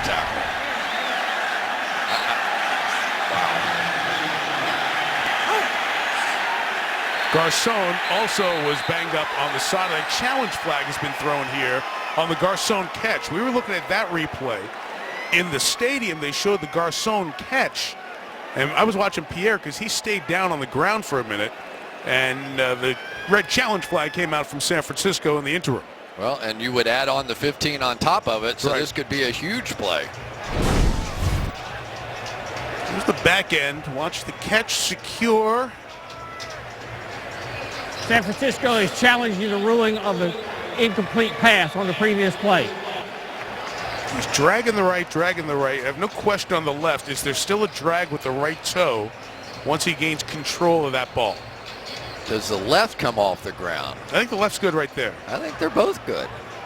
I don't know. It's pretty good.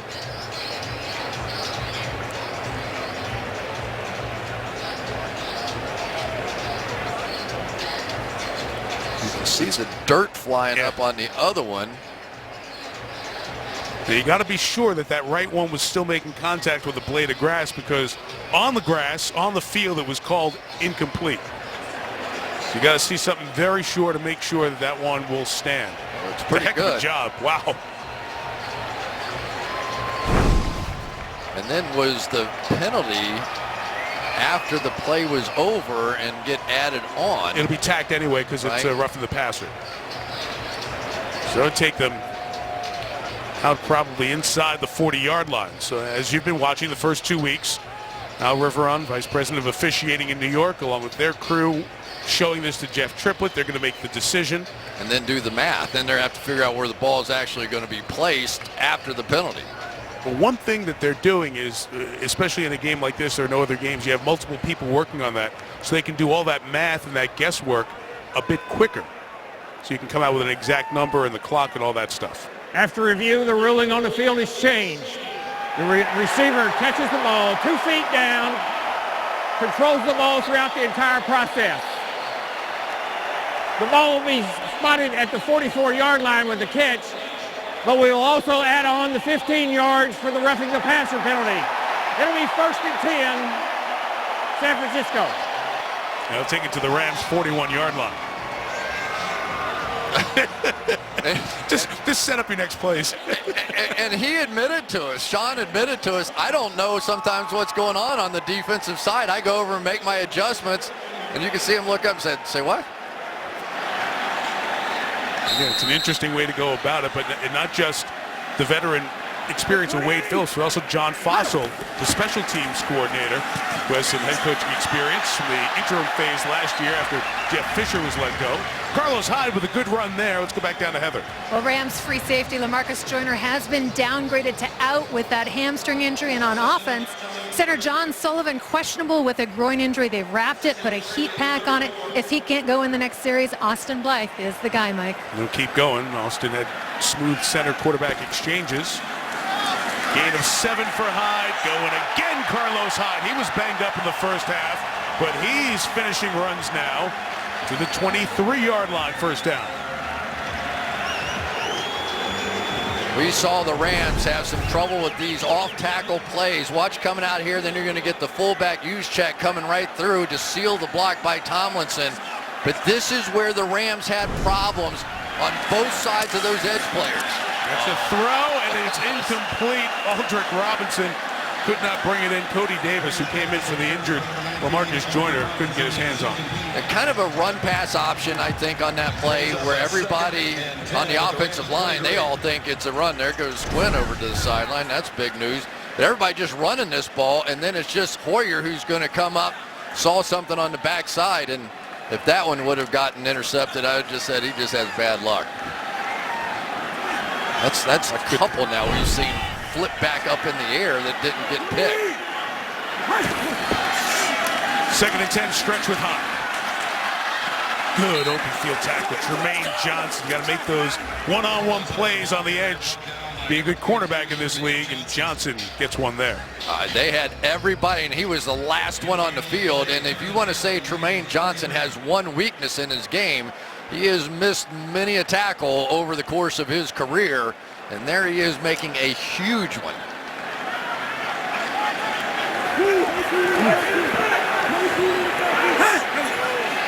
Halfway through the quarter, 3rd and 9, empty backfield.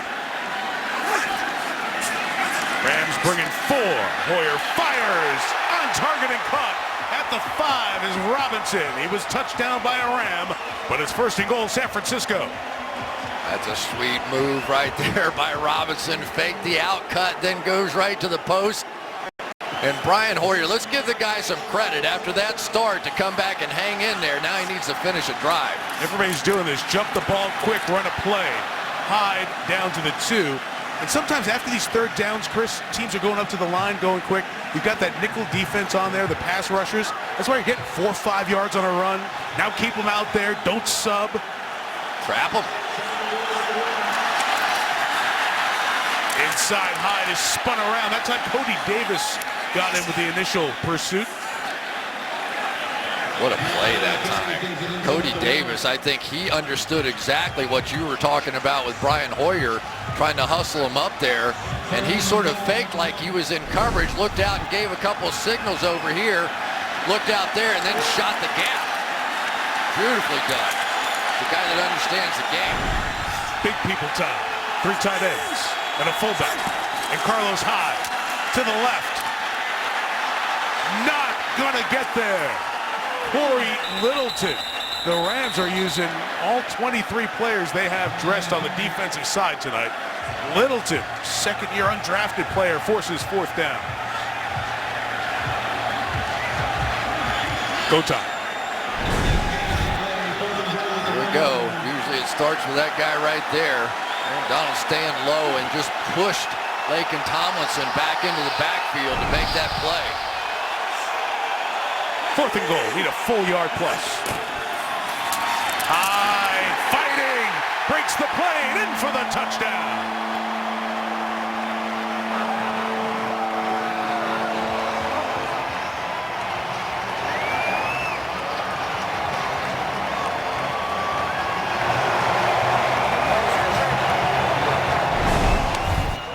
Here we go. This is just a fist fight. You get down here.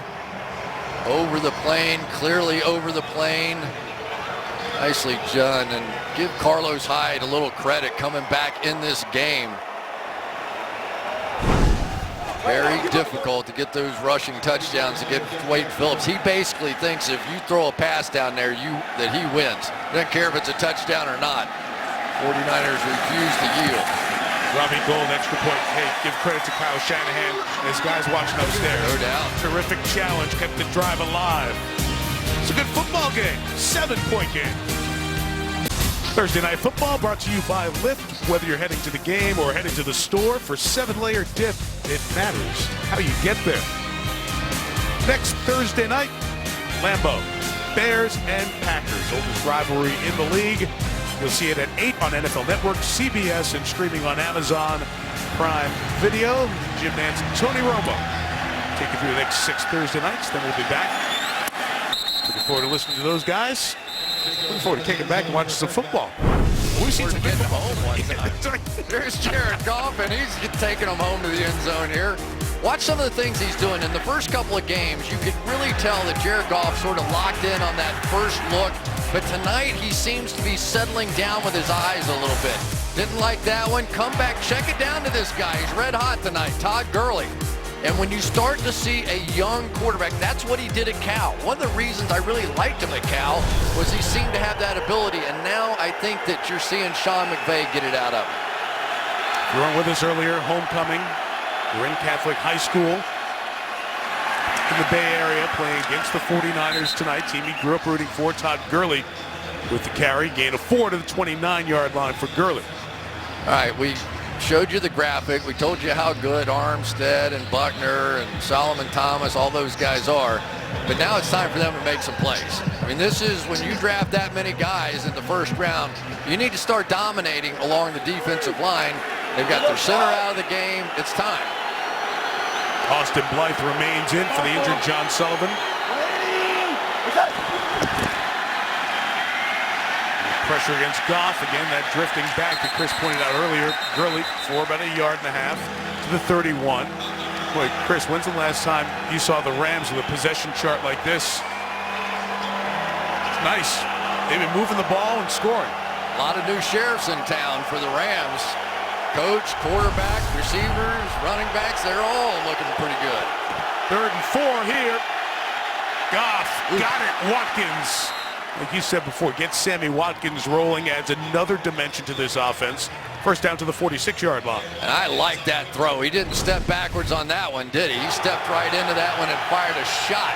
And you can just see sometimes when a player gains confidence. You know, Sammy Watkins hasn't been here that long. He doesn't really know anything about this offense. But now you're starting to feel a little connection happening. These are 2 young players, Goff and Sammy Watkins, and that guy's young. They're all young. What does that make us? Less young than we used to be. Goff on the boot. Coming across his Woods. He's got it. The 45-yard line. Tagged again. Hard. It's a conversation we saw earlier with Jimmy Ward, who hit him hard. That time it was legal. Gain of 9. There we go. Let's watch some of the footwork now of Jared Goff. No stepping back on this one. And he really doesn't even need a big power step into that throw. He's developed a little strength. Gurley ball out. Gurley had the first down. Ball was out. Rob Havenstein, the right tackle's down there at the bottom of the pile, fighting for the Rams, 79. Havenstein, I beg your pardon, and he got it. Second down as Los Angeles keeps possession.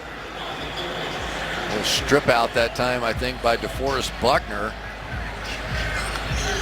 Here's Gurley, who gave it up a couple of times, fumbled twice last Sunday. One in the second quarter, one a bit later. Condor got him. Condor is about 8 feet away from him and stripped that ball out. The big arms of Buckner you're talking about. What does he run? 6'7", 300 pounds? They all do.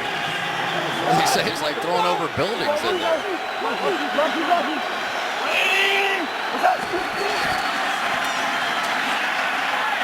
Goff's pass is complete. There's a flag down as it was caught by Josh Reynolds.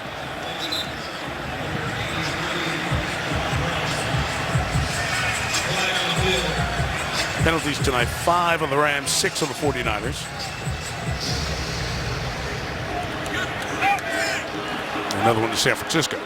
I'll tell you, Jared Goff's going to gain some confidence in his pass protection if he gets plays like this out of his offensive line. That was a really good-looking blitz by the 49ers, and they picked it up with ease. Eagle use the hands to the face. Number 33 prior to the pass of the defense. 5-yard penalty, automatic first down. So erase the 9-yard gain and move the chains. On the outside, we've mentioned Rashad Robinson a few times, and there's the hands to the face. Pick that one up. Here comes the blitz inside. Watch the center there, Justin Blythe. Watch running back Todd Gurley stand up and make that block. That is a hard one. You got to step around the quarterback there. The center's getting pushed back, and Gurley has had a great night. Got it done with the protection too. Chris, that's not his first blitz pickup of the night. He's done that a couple times. Navarro Bowman coming in on earlier in the game. Jump up front, free play for Goff, who's going to get hit as he throws it. Incomplete. Barrow Cooper is coming across the field. I think a frustrated maybe DeForest Buckner was the one jumping here. Offside defense, number 90. 5-yard penalty, still first down.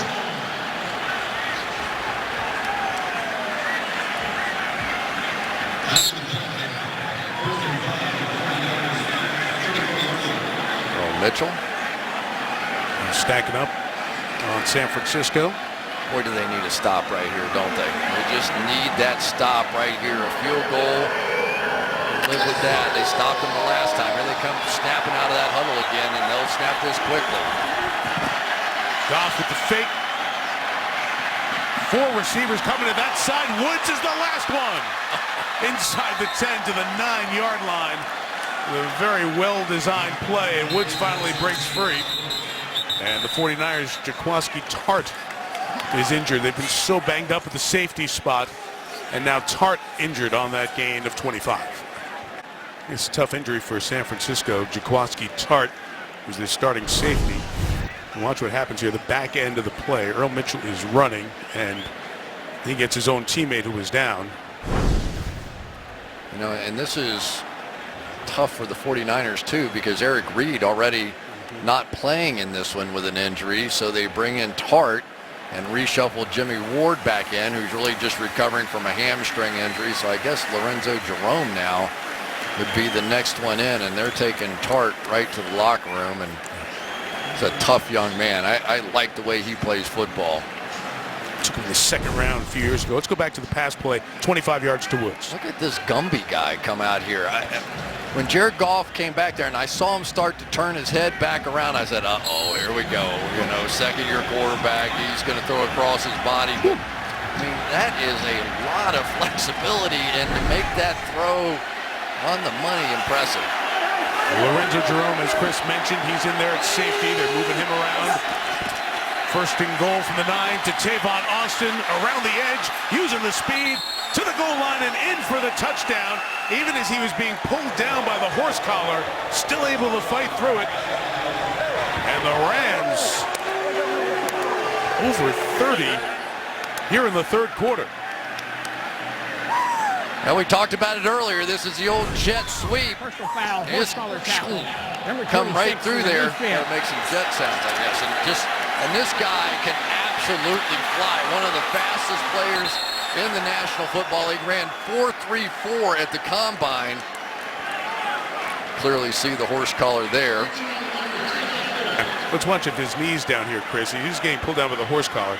And the knee comes down there. Where is the ball? It appeared to be very close to the goal line. Used the knee down there. And my guess was that was just short as Ray Armstrong was pulling him down by that illegal tackle.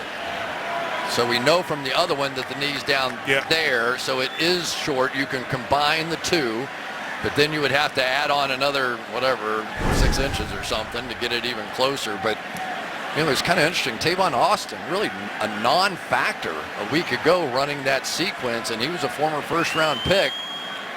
But they made it work tonight. The previous play. I think you bring up a great point about him, Chris. He was the 8th overall pick, and how do you use him? You know, with that incredible speed on these jet sweeps, people started playing him for just that one trick in the bag when he came in the game. But now with the other stuff going on, add this element into it, you really stretch the defense. You know, great offenses are great because eventually you have to leave somebody one-on-one, right? You can't cover double Sammy Watkins and help on the run against Gurley and help against Robert Woods and help against Cooper Kupp in the slot. Eventually somebody's going to get one-on-one, and when you have everybody on the field that can win one-on-one matchups, that's when you win football games, and that's when you score a lot of points like this team is tonight. So the call on the field, the touchdown, here's the review, and this is exactly what they're looking at on the tablet and here in New York, being played for Jeff Triplett, and you can almost read his lips there telling the down judge, Jeff Bergman, it's going to be 1st and goal, and then they got to mark the ball. Yeah, even though this one, none of them are completely definitive, you can combine those, so they can use a little intuition. After review, the ruling on the field is changed. The runner is tackled and down by contact just inside the 1-yard line. As a result, the horse collar tackle will be added to the end of the play, half the distance to the goal, 1st down and goal. Did you hear that cheer around America? It was from Todd Gurley's fantasy owners. There you go. Because it's 1st and goal inside the 1, and he's looking for a 4th touchdown. There you go. And they are exceptionally greedy if they're looking for more out of him tonight. That would include my son. That's why I'm all over that. And here is Gurley, and he is close to the goal line, but stops. See if the 49ers can come up with a goal line stand. Navarro Bowman, the 4-time All-Pro we talked about earlier, in there on the stop. I tell you, this is no cinch. We've already seen the 49ers pretty tough down here around the goal line. Watch Bowman right here come shooting in there. Down here, you've got nothing to lose, right? Just go ahead. They want to throw a pass, but we're coming to get you. Man coverage on the outside. Sammy Watkins stacks. See if they work a little magic to him. Second and goal. Trying Gurley again. He keeps fighting. Looks like the mark is coming in short. It's 3rd and goal. Love the effort here from San Francisco's defensive front. Yeah, Eric Armstead that time.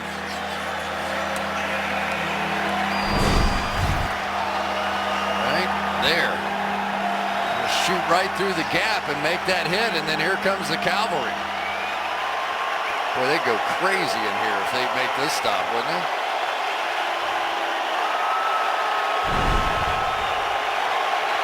Third and goal.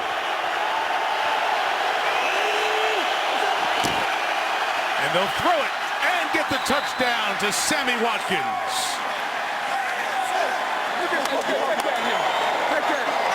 It's a really clever play design here. They run double slant, so it's not a pick if you're running a route. So watch, they go double slant, and there's no way this back guy can get through this initial slant route and make the play. Very clever, very, very clever. So they got Sammy Watkins in the 6th-round pick from Buffalo, sent the corner E.J. Gaines at the 2nd-round pick to the Bills. Sammy Watkins pays off with a Rams touchdown there for the first time. Jared Goff, pretty good night. 5 incompletions, 25 passes, couple of touchdowns. The extra point is added by Zerline. Break up the Rams. They could barely score last year. They were 14 a game last year. They already have scored 49 in a game this year and have 34 here tonight.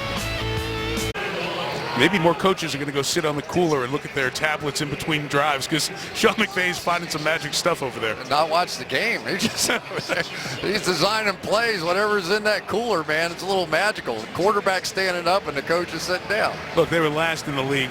They haven't played the 85 Bears. They haven't played the 2000 Ravens defensively in these first 3 games. But you're the expert. Are you impressed with what you're seeing here offensively? How could you not be? I mean, it is across the board now that they're making plays, and every once in a while you see some young coaches, and certainly we saw Kyle Shanahan last year with that magic, but this young man, there were a few eyebrows raised when 31 years old, really? You're going to come out to Los Angeles in one of the biggest media markets and you're trying to sell this new stadium and Stan Kroenke, really? You're going to do this thing? But there's some, Mike Tomlin was like that. Mike Tomlin came into that interview with the Pittsburgh Steelers. They didn't really think they were going to hire Mike Tomlin. Right. He just blew him away. And I think the same thing happened with Sean McVay. 25-yard line, 49ers take over back into this third quarter. And Hoyer looking up top. He's going to try to take a shot for Goodwin. Goes up and makes a catch. Well, they've misconnected a couple of times on deep balls this year, but able to get one here at the end of the third. Not done yet for the 49ers. Long ball to Goodwin for 50 yards, and after 3, 34-20 LA on Thursday Night Football. Season 3 of The Timeline kicks off with the offense that revolutionized the NFL. The Timeline highlighting the greatest show on turf. Ram fans, you'll enjoy that tonight after the postgame right here on NFL Network. The Rams franchise, the Super Bowl championship when they were in St. Louis. Stan Kroenke has moved this team back to Los Angeles, invested in the team since '95. Sole owner since 2014. A huge sports portfolio, including the Rams in LA. Fourth quarter begins with a Carlos Hyde 5-yard run. Let's go down to the sideline. Heather Cox. Mike, some Niners injury updates for you. Safety Jaquaski Tart and linebacker Brock Coyle, both questionable with head injuries. And then on offense, fullback Kyle Juszczyk ruled out with a neck injury. All 3 remain in the locker room. Juszczyk was hurt on that last offensive play at the end of the touchdown drive, that 1-yard run by Carlos Hyde. 49ers trying to get back within a touchdown here again. Fake action run out by Hoyer as he gave it to Hyde for 3 to be third and a couple coming up.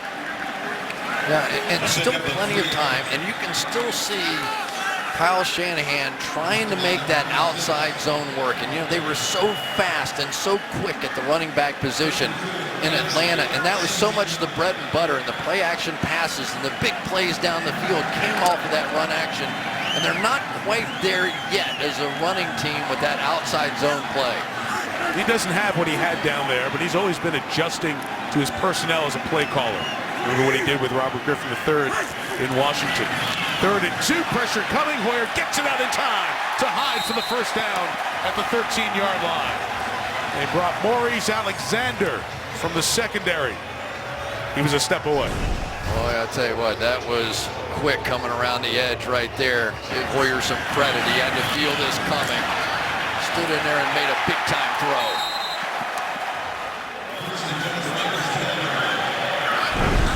So 1st and 10 at the 12, another safety blitz coming. Hoyer boots it, gets it out to Trent Taylor, made a man miss. Taylor inside the 5, bumped down at the 1-yard line. And he was hit hard. He was hit hard. Yep. And Cody Davis right away telling the medical staff to come out and get Taylor, who's up for the moment.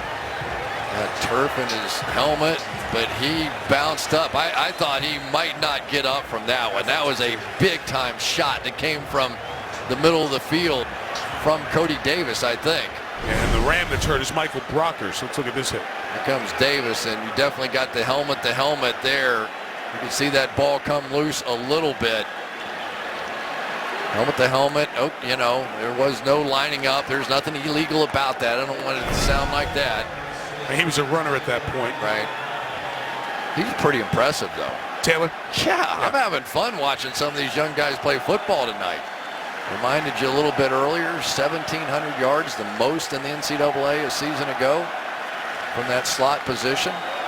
Looking at the right ankle of Brockers, the starting nose tackle, and the right leg of the Rams defender. I tell you the other thing, Mike, that I like. This is a proud franchise that beat me in 2 different Super Bowls, so I got a lot of respect for them.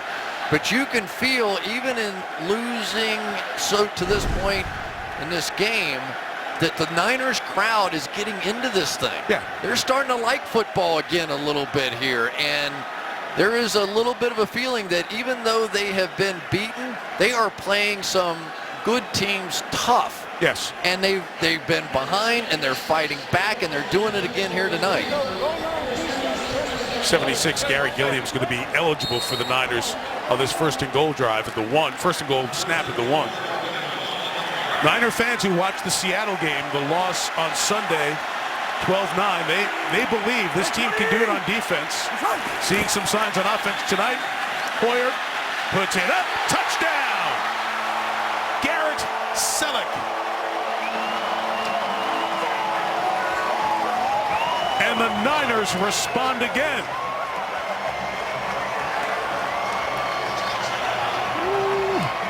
How about play action, first down, just fire it. This is getting to be a shootout between two good friends here.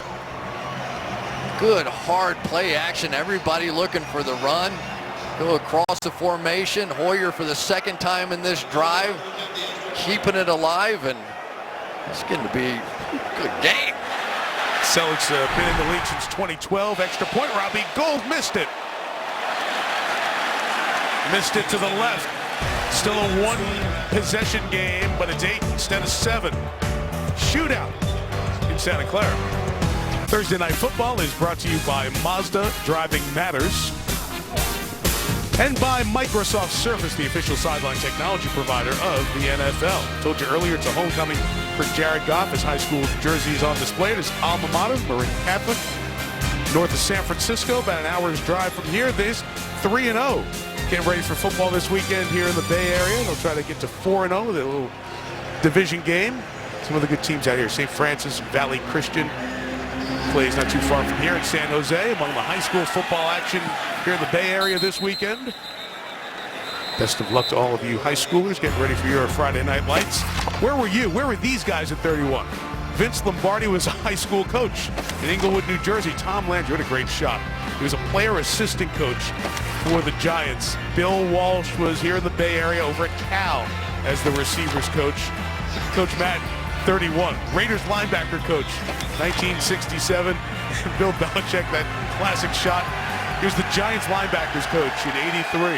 31's the age of Sean McVay, the Rams rookie head coach, whose team's up 8 and sending Todd Gurley into the secondary again and into 49ers territory. What a big night for Gurley. So they fake the jet sweep coming across here, and now watch Whitworth, one of the oldest guys, older than his head coach, pulling out around and leading away, and Gurley just with a monster night. So every time we think one of these offenses might just be taking control of the game, they end up going the other way, is just as fast. Whitworth's not older than his coach. He's 4 years older than his head coach. He's 35. Gurley's sitting on 87 yards. Adds a couple to it. You know, for Sean McVay, it's such an interesting tie to playing San Francisco because he was so familiar with this franchise. His grandfather, John McVay, coached the Giants briefly, but really had his best run in the NFL as an executive with the 49ers. Helped build all those great championship teams. Yeah, 5 for 5 in the Super Bowl, and we got shown around the John McVay draft room the other day. So there's so many relationships, right? Kyle Shanahan was a water boy when Wade Phillips was the defensive coordinator, hit his window with a water boy one time. So what'd you do? He said, I ran. We have a flag here for a false start on the Rams. False start, offense. Offensive line, everyone except the center move. 5-yard penalty, it's still second down.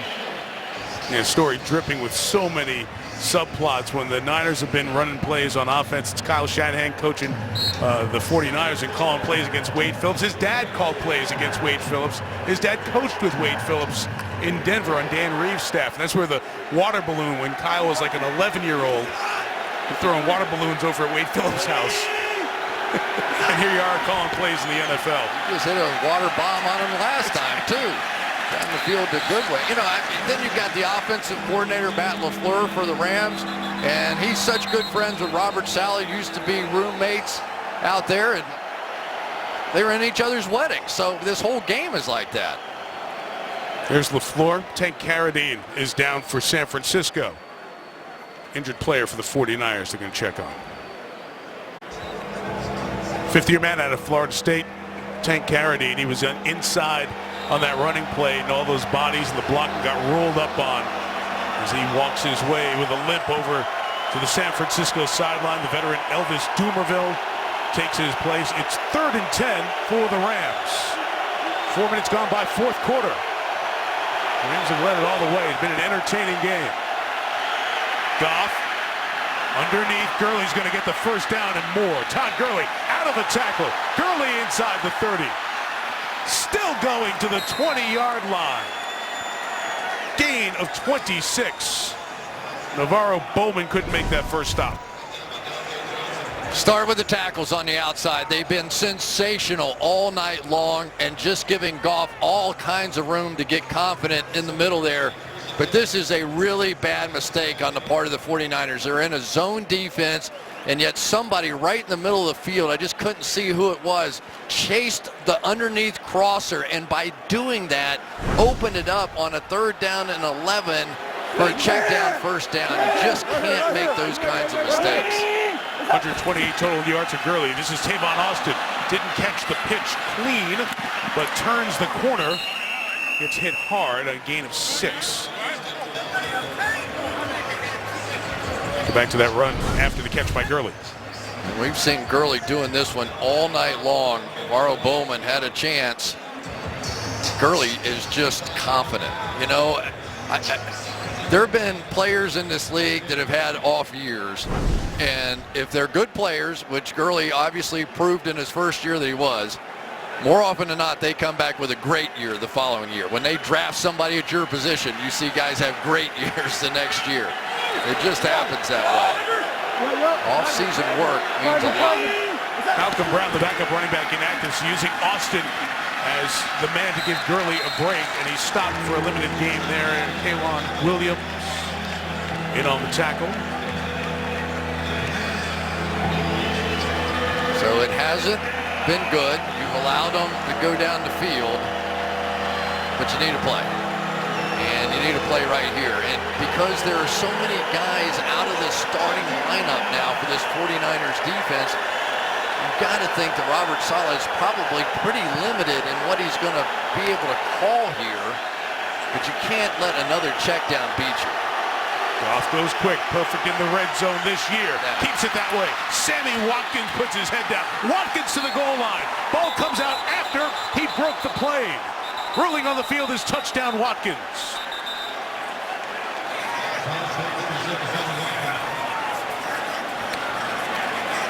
Punishing finish to that run by Watkins. And a 13-yard touchdown. You're seeing so many times, here's Watkins just going to come in there. But instead of just playing their zone, you're seeing guys chasing inside the zone. It beat them twice on that drive. You just have to play the zone and trust the defense and keep balls in front of you and make a tackle. They should have never gotten there. Boy, what an effort, though. Sammy Watkins has been brilliant, although I'm not even sure he's #1 on the list tonight. There have been so many brilliant players on the Rams. Watkins and Woods, the starting receivers for Buffalo last year. Both have 6 catches and they're over 100 yards. When they catch a good one made for the 49ers. Former Bills receivers have 13 catches for 264 yards tonight and a couple of touchdowns. Oh, my man Al Michaels says. Better Bills players than the Bills. Almost fell off the stool. He said that the other night. New England. Sammy Watkins, 2 touchdowns. Todd Gurley, 3 touchdowns. Pretty big night. Rams over 40. Thursday Night Football is brought to you by Corona Extra. Find your beach. And by Experian Identity Protection. Has a new identity. The Bay Bridge. Beautiful views here in Northern California. That Bay Bridge light show is pretty incredible. Really neat. Love it. The construction of that bridge, and here in San Jose, or just Santa Clara, I should say, not too far from San Jose, where Levi's Stadium is now the new home of the 49ers. For the last 4 years, 41-26. Los Angeles Rams on top. Pitch is short, and it's picked up by Bolstered. And he'll take it to the 23-yard line. Raheem Bolstered on the return. And let's go back to one of the big plays in this last drive. Yeah, just a basic mistake here. You're going to see crossing routes, and then these linebackers right here chasing out, and Gurley's going to sneak out of there late. I know that's a lot of lines. He's going to come out of here late. But when it's 3rd down and 11, you don't chase anybody in a zone defense. You sit there at 11 yards, dare them to throw that check down, come up and make the tackle. They got so aggressive and so hungry and wanted to make a play so badly, they just destroyed the essence of the defense.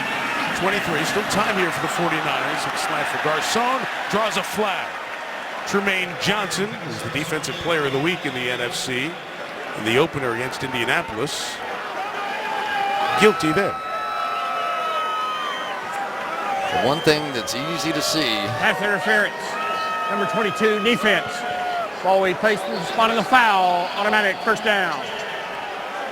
If you tug a little jersey here.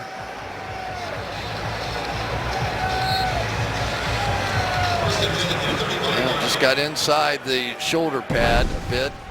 There's always one official assigned to each eligible receiver, so they see a lot. So from the 35, Hoyer. The pass is dropped by Hyde. Been a few drops here for the 49ers receivers. Hoyer's numbers aren't bad. 17 of 25. Could be better.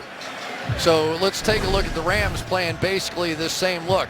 These two linebackers just drop here. They don't care who runs across their face. So then this back comes out. Even if he catches the ball, he's not going anywhere. They just rally up and make the tackle. That's exactly how it should have been played by the 49ers. Mark Barron wearing 26 and playing that inside linebacker spot along with Ogletree. 2nd and 10. Barron's coming with pressure.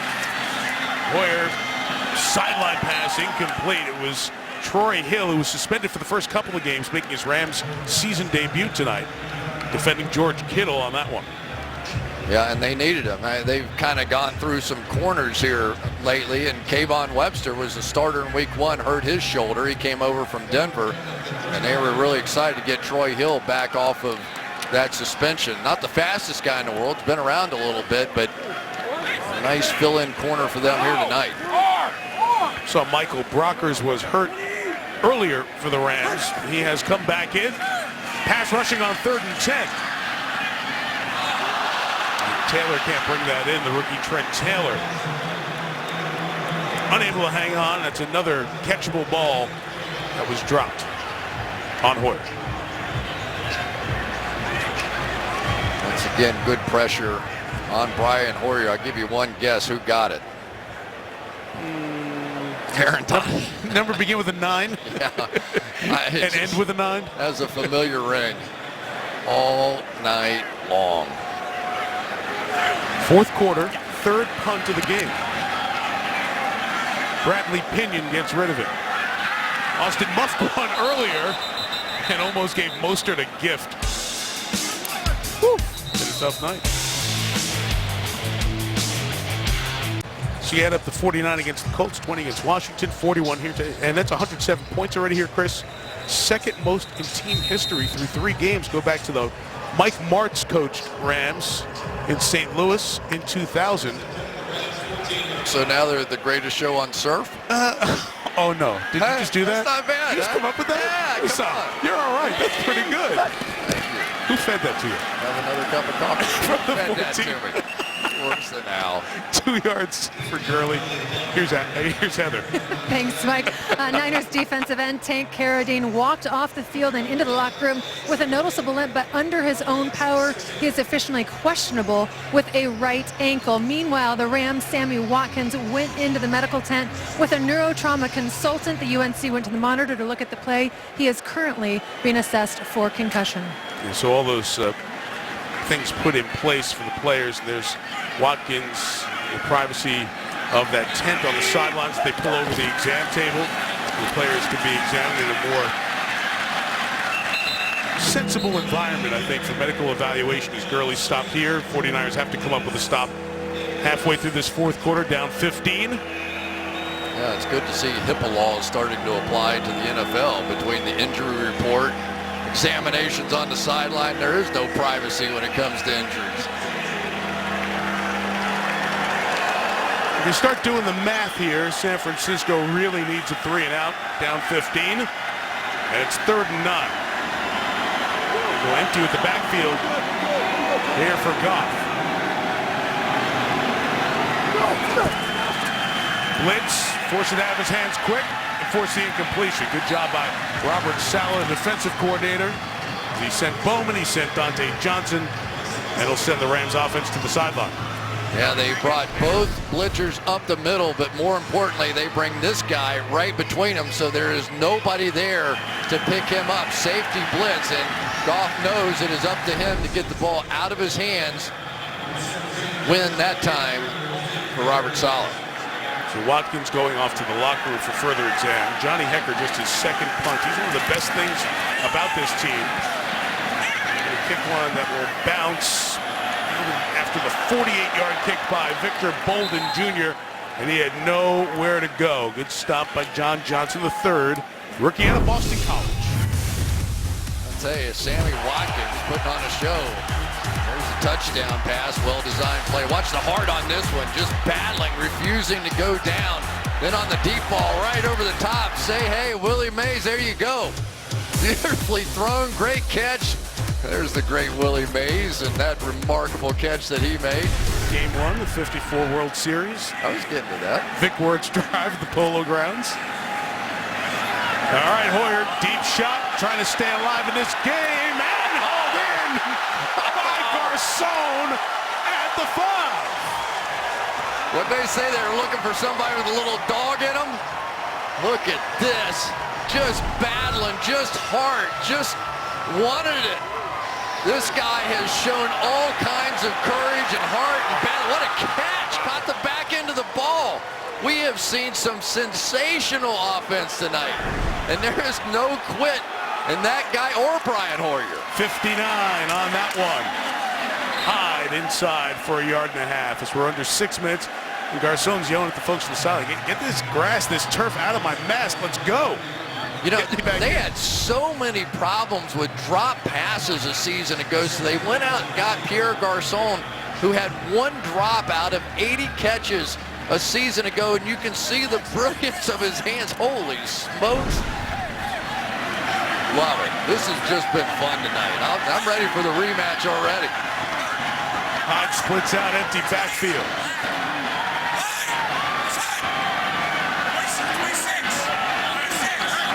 Hoyer saw the Rams tip their hand. Now what will he do? Incomplete, got deflected. Even though he saw the pressure, couldn't get rid of it in time. As Ogletree and Barwin met at the quarterback. Yeah, typically, I'm a little surprised they didn't block down on that one. Typically, Staley, if he sees that kind of inside pressure with no back in there to help him, he's going to take the more dangerous of the two, or the inside rusher. But basically, Ogletree just had a free run there, so maybe they never checked that protection. You see all these fans down at this end. They're standing, they're on their feet. They, like you said, have gotten into this game. Been up and down. 3rd and goal. Hoyer, end zone touchdown, Trent Taylor. Still in it.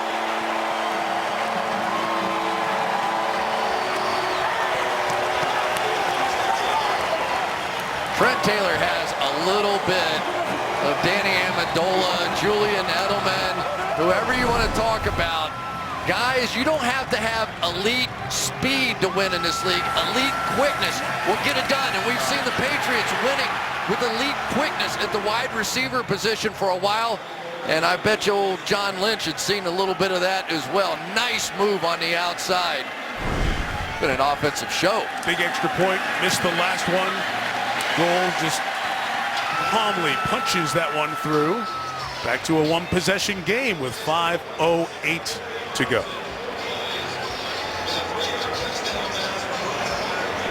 You talked about it, Chris. Garcon has been around with the Colts, obviously, with Peyton, and then with Washington. That's where Kyle Shanahan knew him, so he knew he was getting a guy who was really good at hanging on to the ball. Well, he's got it. Check this out. Randall Cobb, he didn't drop any out of 60. Garcon had 80 thrown to him. And that one lost a little Velcro there. And then Emmanuel Sanders, he had 80 thrown to no one. Same thing. But those are the 3 top guys with at least 60. And you want to see how you get on that list? This thing just stuck. And he was trying to score with it too, wasn't he? Yeah, he sure was. Garcon. What's that little thing called down there at the bottom? Oh, the C? At the bottom of the C, yeah. I don't know.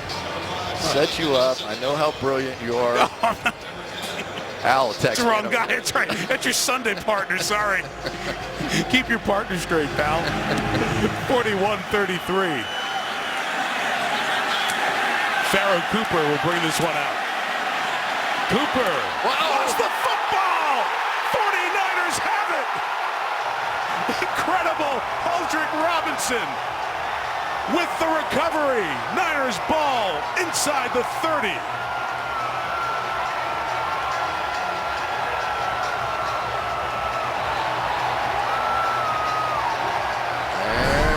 Wide receiver Victor Bolden, number 17. Watch him come in here on the side and get a shoulder on it.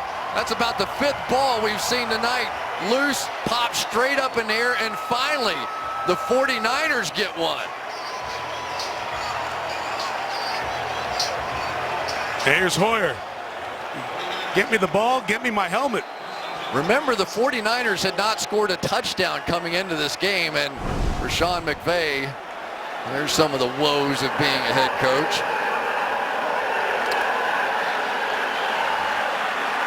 Hoyer has thrown 2. He's run in 1. Hyde has a rushing touchdown. Maybe they'll need a 2-point conversion to tie the game. Gold missed an extra point earlier this half. Hoyer completes it to the 35-yard line to Carlos Hyde, who's been busy out of the backfield here tonight. You know what's really interesting about this? Let's say they get to a 4th down here in field goal range, down 8. Enough time, would you kick it and try and make sure you didn't have to get the 2-point? Is this strictly 4-down territory from here? You know how your defense is played during the evening. You do have your full complement of timeouts. You stopped them on the last drive, 3 and out, but that was rare. Most of the night, the Rams have been scoring.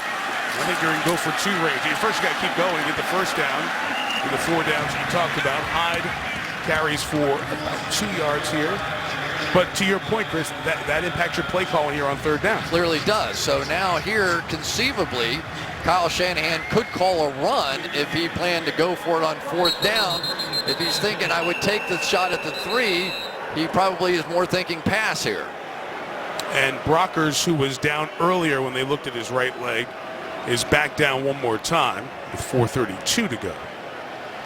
And don't forget, the Rams have had some problems trying to stop the run, and now you take out one of their better run players and Michael Brockers inside, and now you have to start to strategize around who's left on the field for both the offense and the defense of these 2 teams. So Carlos Hyde came out there fixing his shoe and not going to get it in time to get him in for 3rd down. So Matt Breida, free agent, undrafted, rookie out of Georgia Southern. Kyle Shanahan has some confidence in this young man, likes his speed. Trent Taylor, remember the quickness we've seen out of him. He's in the slot right there. Hey, 52 Mike. Like 20. Oh, sorry, he's at the bottom. I think I drew the wrong one. Hey, he found the right one, though. Garcon, 1st down at the 15-yard line. And we'll be inside of 4 minutes with the Niners making a comeback. Should have just stayed with who I circled the first time, huh? There's Garcon with that thing on the bottom of the C coming across the middle, and Kyle Shanahan had him pegged right. The fight in that guy has been impressive. Blitz coming. Ogletree doesn't get there. Hoyer pass to the sideline. Does Goodwin have it? They say he bobbled.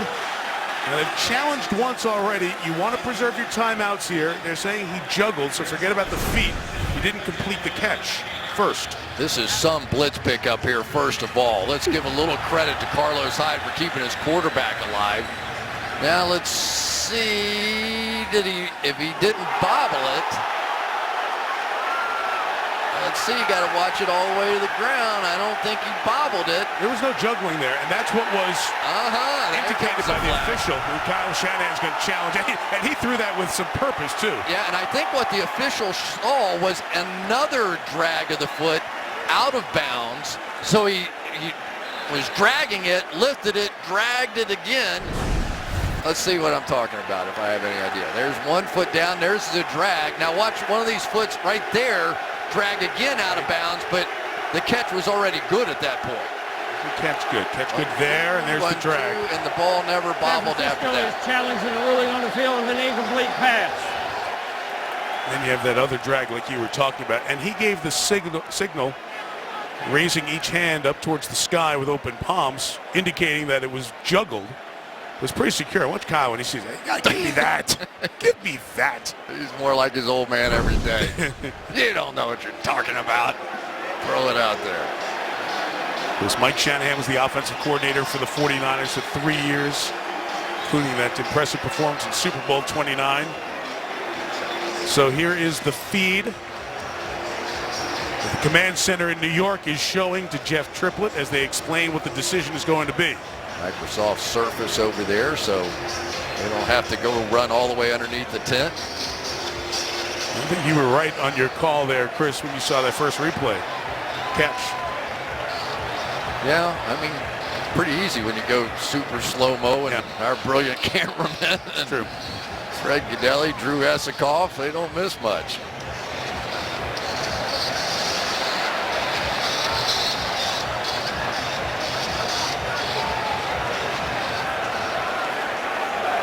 After review, the ruling on the field is changed. The receiver catches the ball 2 feet down, maintains control throughout the process of going to the ground. The ball will be placed at the 3-yard line. San Francisco is not charged a timeout. That is their second successful challenge. So therefore they will get an additional challenge until the 2-minute warning. You get the 2 right, you earn the 3rd. So in business at the 3 with 3:43 to go. Tell you what, Marquise Goodwin's made some big plays here late in this game too, hasn't he? Right now I'm trying to find Aaron Donald and I'm running away from him. I don't care where he is. I'm not going anywhere close to that guy. Just still procedural here with Jeff Triplett getting everything organized. Game is just teetering on the verge at 41-26 with 8:46 left, just 5 minutes ago. It is Hyde who slips. He can get back up, and he saves some lost yardage by getting back up. Still going is Hyde. What a run. Instead of -4, it's +1.5. Really good job by Logan Paulson picking up what he thought was going to be a problem, and Hyde probably bailed a little too soon, but had the presence to get back up. And now, like everybody else on this 49ers team and this Rams team tonight, showing all kinds of heart. I mean, this is like a Super Bowl fight out here tonight. You have a pretty good rivalry brewing already.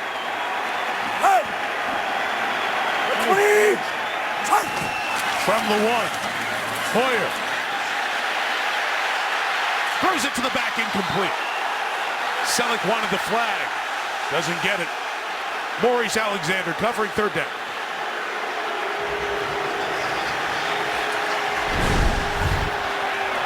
Good look, coming all the way across your formation here.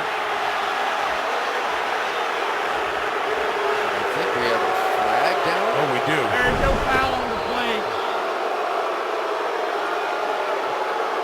It was erroneously thought that the receiver in the backfield was number 92 and did not report. It was number 82 in the backfield. Therefore, it's an incomplete pass.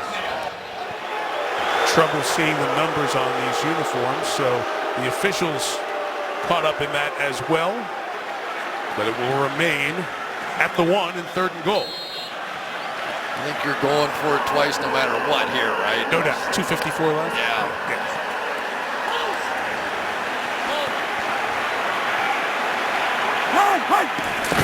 On the quick count, Hyde inside. And the Rams stonewall him at the line of scrimmage. It'll be 4th and goal. Mark Barron. Oh my goodness, that guy used to play safety. What a play that was. They go 3 big guys right in front of him, and here's Barron right there. They gobble up all the blocks. Barron gets a free shot and comes through and just drills Carlos Hyde. He almost moved with him as he was making that juke to the left. Barron goes with him. 4th and goal. Play will happen on this side of the 2-minute warning, but a timeout for San Francisco. Is this any fun or what? This has been terrific. And good. You know what, Chris? What complaint have you heard for the first couple of weeks? The games haven't been that good. The product hasn't been that entertaining. These might not be the best. These are not the best teams in the league, to be honest. But the product has been very entertaining. The energy, the offense, and these two coaches coming in are going to infuse some good offensive principles and theories with these two franchises. And teams aren't ready to play on opening day. Let's just face it. They don't want to get guys hurt in the preseason. It takes a few weeks. It's the reason I always say September, the great fooler month. Start paying attention in October. What do you want to do here? I think we got to try and for me, I'm just going to take a shot and cram it in there. With Hyde. Got in! Touchdown, San Francisco!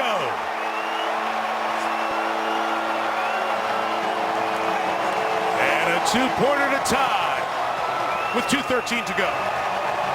Well, if you're going to block Aaron Donald, bring somebody that weighs 380 pounds or whatever that guy weighs, Trent Brown, and just push him all the way up. Where were we staying? San Jose, all the way to San Jose. Get him all the way out of there and let Carlos Hyde go get it. Here we go. Now, this is just as big. Now we got to do the two-point conversion thing, which is, I'm sure Kyle Shanahan's thought a little bit over the past year.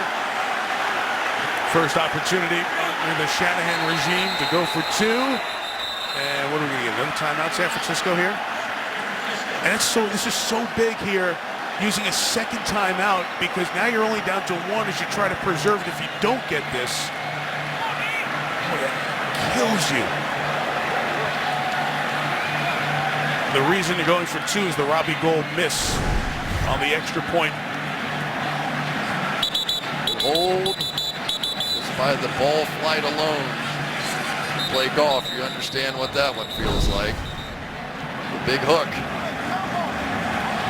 Those extra points are no longer sure things, are they? You know, with one timeout right around here, you get the ball back with 1:09. If you save that timeout, you can get it back with 1:49. So it's a huge difference in how much time you have left if you don't convert. Poyer for the tie. It's in the air, and it's caught by Brockers, who can run with it and score, but just hold on to the ball. It was intended for Trent Taylor. Troy Hill broke it up with 2:13 to go. The Rams lead by 2 still. Looked like he was just going to be wide open going out here. When he circled back, he came right back to Troy Hill. I think if he just kept going, he'd been wide open. Troy Hill said, "Thank you very much." He was sort of beaten on the play, and he had that play design going and ran right back to him. But now we come up to the situation with the timeouts here. You get the 2-minute warning, obviously. Again, all the decisions as a coach here. You got the 2-minute warning and the one timeout. So reasonably, you can get the ball back with about 1:10 left. So do you have to onside kick it now, given that circumstance? You don't have to, but it's much more likely now with one timeout instead of two. Robbie Gould is out to kick off. Pinion has been doing all the kickoffs for the 49ers. They're looking like onside kick here. And here you go. High bounce off a 49ers helmet, and Bolstered has it at the 47-yard line. It traveled the 10, hit a hat, and fell in the hands of Bolstered. And Kyle Shanahan's team still alive. Now Sean McVay wants to make sure the ball traveled 10. And let's take a look here. That thing hit the ground, so it's just a fist fight at this point. Watch this ball shoot straight up in the air like this. It's a perfect onside kick. Contact down the field, but I don't think that's any kind of issue because the ball came off the ground, so it's just a fist fight after that. Now, if that ball were just pooched up in the air, you'd have the right to fair catch it, even on a short kick like that. Oh, look at the play clock. The play clock was at 0. Perhaps what the Rams were discussing, nothing call, a field goal would give San Francisco the lead. Poyer trying to get that slant inside to Goodwin. It's incomplete with 2:08 to go. Aaron Donald is unblockable. I mean, he has been all night long. It's amazing how consistently, and Hoyer, that'll never show up on the stat sheet, right? And he beat Lake and Tomlinson so fast, Hoyer couldn't even put his foot in the ground. It's only week 3. This might go down as one of the wildest games of the year. And the 49ers trying to rally to win it late. Second down, Hoyer to Hyde. He can get past that. He's got a ways to go, but that's a tremendous play by Barron at the 2-minute warning.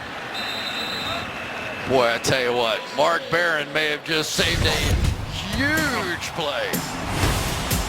2-minute warning, third down coming up. Niners trying to rally down 2 on Thursday Night Football. Coming up after the game, Mazda postgame show. Rich Eisen, Marshall Falk, Michael Irvin, Steve Mariucci. Thing or two to talk about on this one. Interviews with the stars of the game as well. Mazda postgame is coming up. Heather will speak with one of the stars of the game as well.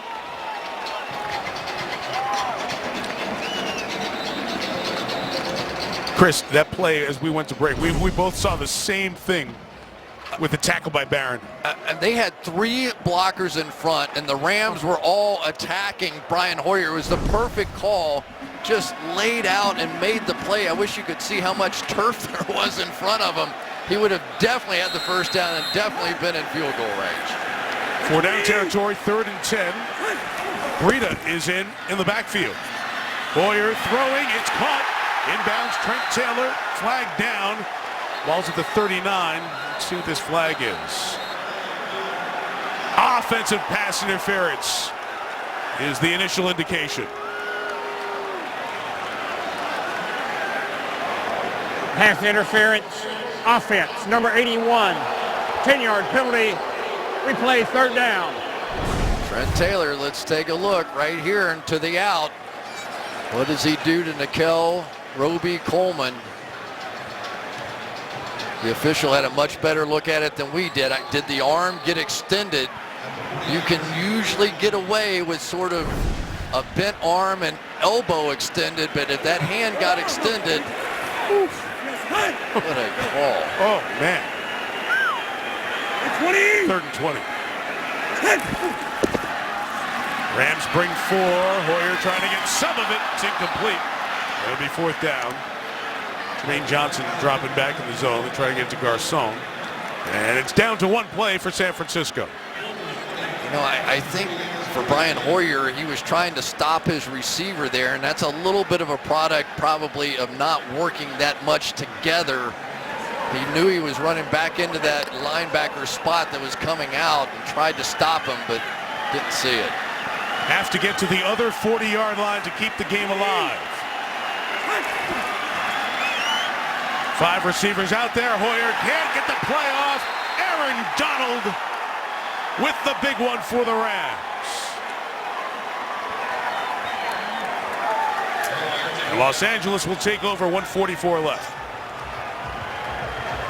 They replace Lake and Tomlinson. They bring him over, Brandon Fusco, and showtime with this guy. I can't tell you how great a football player he is. He's a Hall of Famer with what he's done already in his career. He has completely dominated this game. He didn't go to training camp, a contract holdout, all those things. He wasn't quite himself coming back in that first game, but he has dominated from the beginning until the end when it mattered most. And he has made so many plays in pressure situations for this team. Just a few too many seconds to take a knee and get out of here for the Rams. So we'll have to run some time here. Gurley will lose a couple of yards here. San Francisco will bang their final timeout with 100 seconds to go. All right, Jim Nance, Tony Romo, we've left you in good hands on Thursday Night Football. Hopefully it'll be just as good up at Lambeau. The Bears, the Packers renew acquaintances. That'll be on NFL Network right here. Also on CBS and streaming on Amazon Prime Video Thursday night, 8 Eastern time. It's so hard sometimes to tell people when they're not the quarterbacks or the running backs or the receivers that they're great players on the team. That guy is one of the really great players in this game. one of the really great players that's been playing this game for a long time. Geno Atkins maybe comparable to some extent, but I just think you're looking at a superstar in Aaron Donald. Played running back in high school until he ate himself out of it, as he said. San Francisco cannot stop the clock. Goff throwing for 3 touchdowns. A terrific return to the Bay Area for the Bay Area native, Todd Gurley. 129 total yards here. That number coming down with some of these runs. 3 touchdowns, and Sammy Watkins, his best game as a Ram. Los Angeles still with the clock run all the way down here. And we'll take time out before the delay of game and before 3rd and 10. Heather Cox. Mike, the Rams now have 2 wide receivers being evaluated for concussion. As I'd mentioned, Sammy Watkins being looked at now. Tavon Austin also in concussion protocol, both in the locker room for this series. Austin took a hit on that play on the near side here in the 4th quarter. Heather, thank you. The Rams, if they can hang on to this one, Chris, all of a sudden a game that didn't look like it was going to be an interesting game becomes very interesting. They go to Dallas next Sunday. Nobody knows anything. And people try and tell me preseason they go game by game on the schedule. Stop it. Well, 3rd down here. Gurley will run to the left. He'll accelerate, get the first down and more. Gurley goes down, lost the football, but he came down. He was brought down by contact before he lost the football. And that's why when people say just go down, don't worry about it when the game's over. That's some of the stuff that can happen, but that will ice it for the Rams. Yeah, and it could be reviewed, but he was down, elbow down, and it was recovered anyway by the Rams, so absolutely nothing there. But say thanks to both these teams. We've had a great night up here tonight. This was terrific. Really fun. You can see the energy in this building now. You can feel that both these teams have an exciting offense that they're going to be developing. And number 77, shaking hands, deserves a tip of the hat as well. Andrew Whitworth was great at left tackle tonight.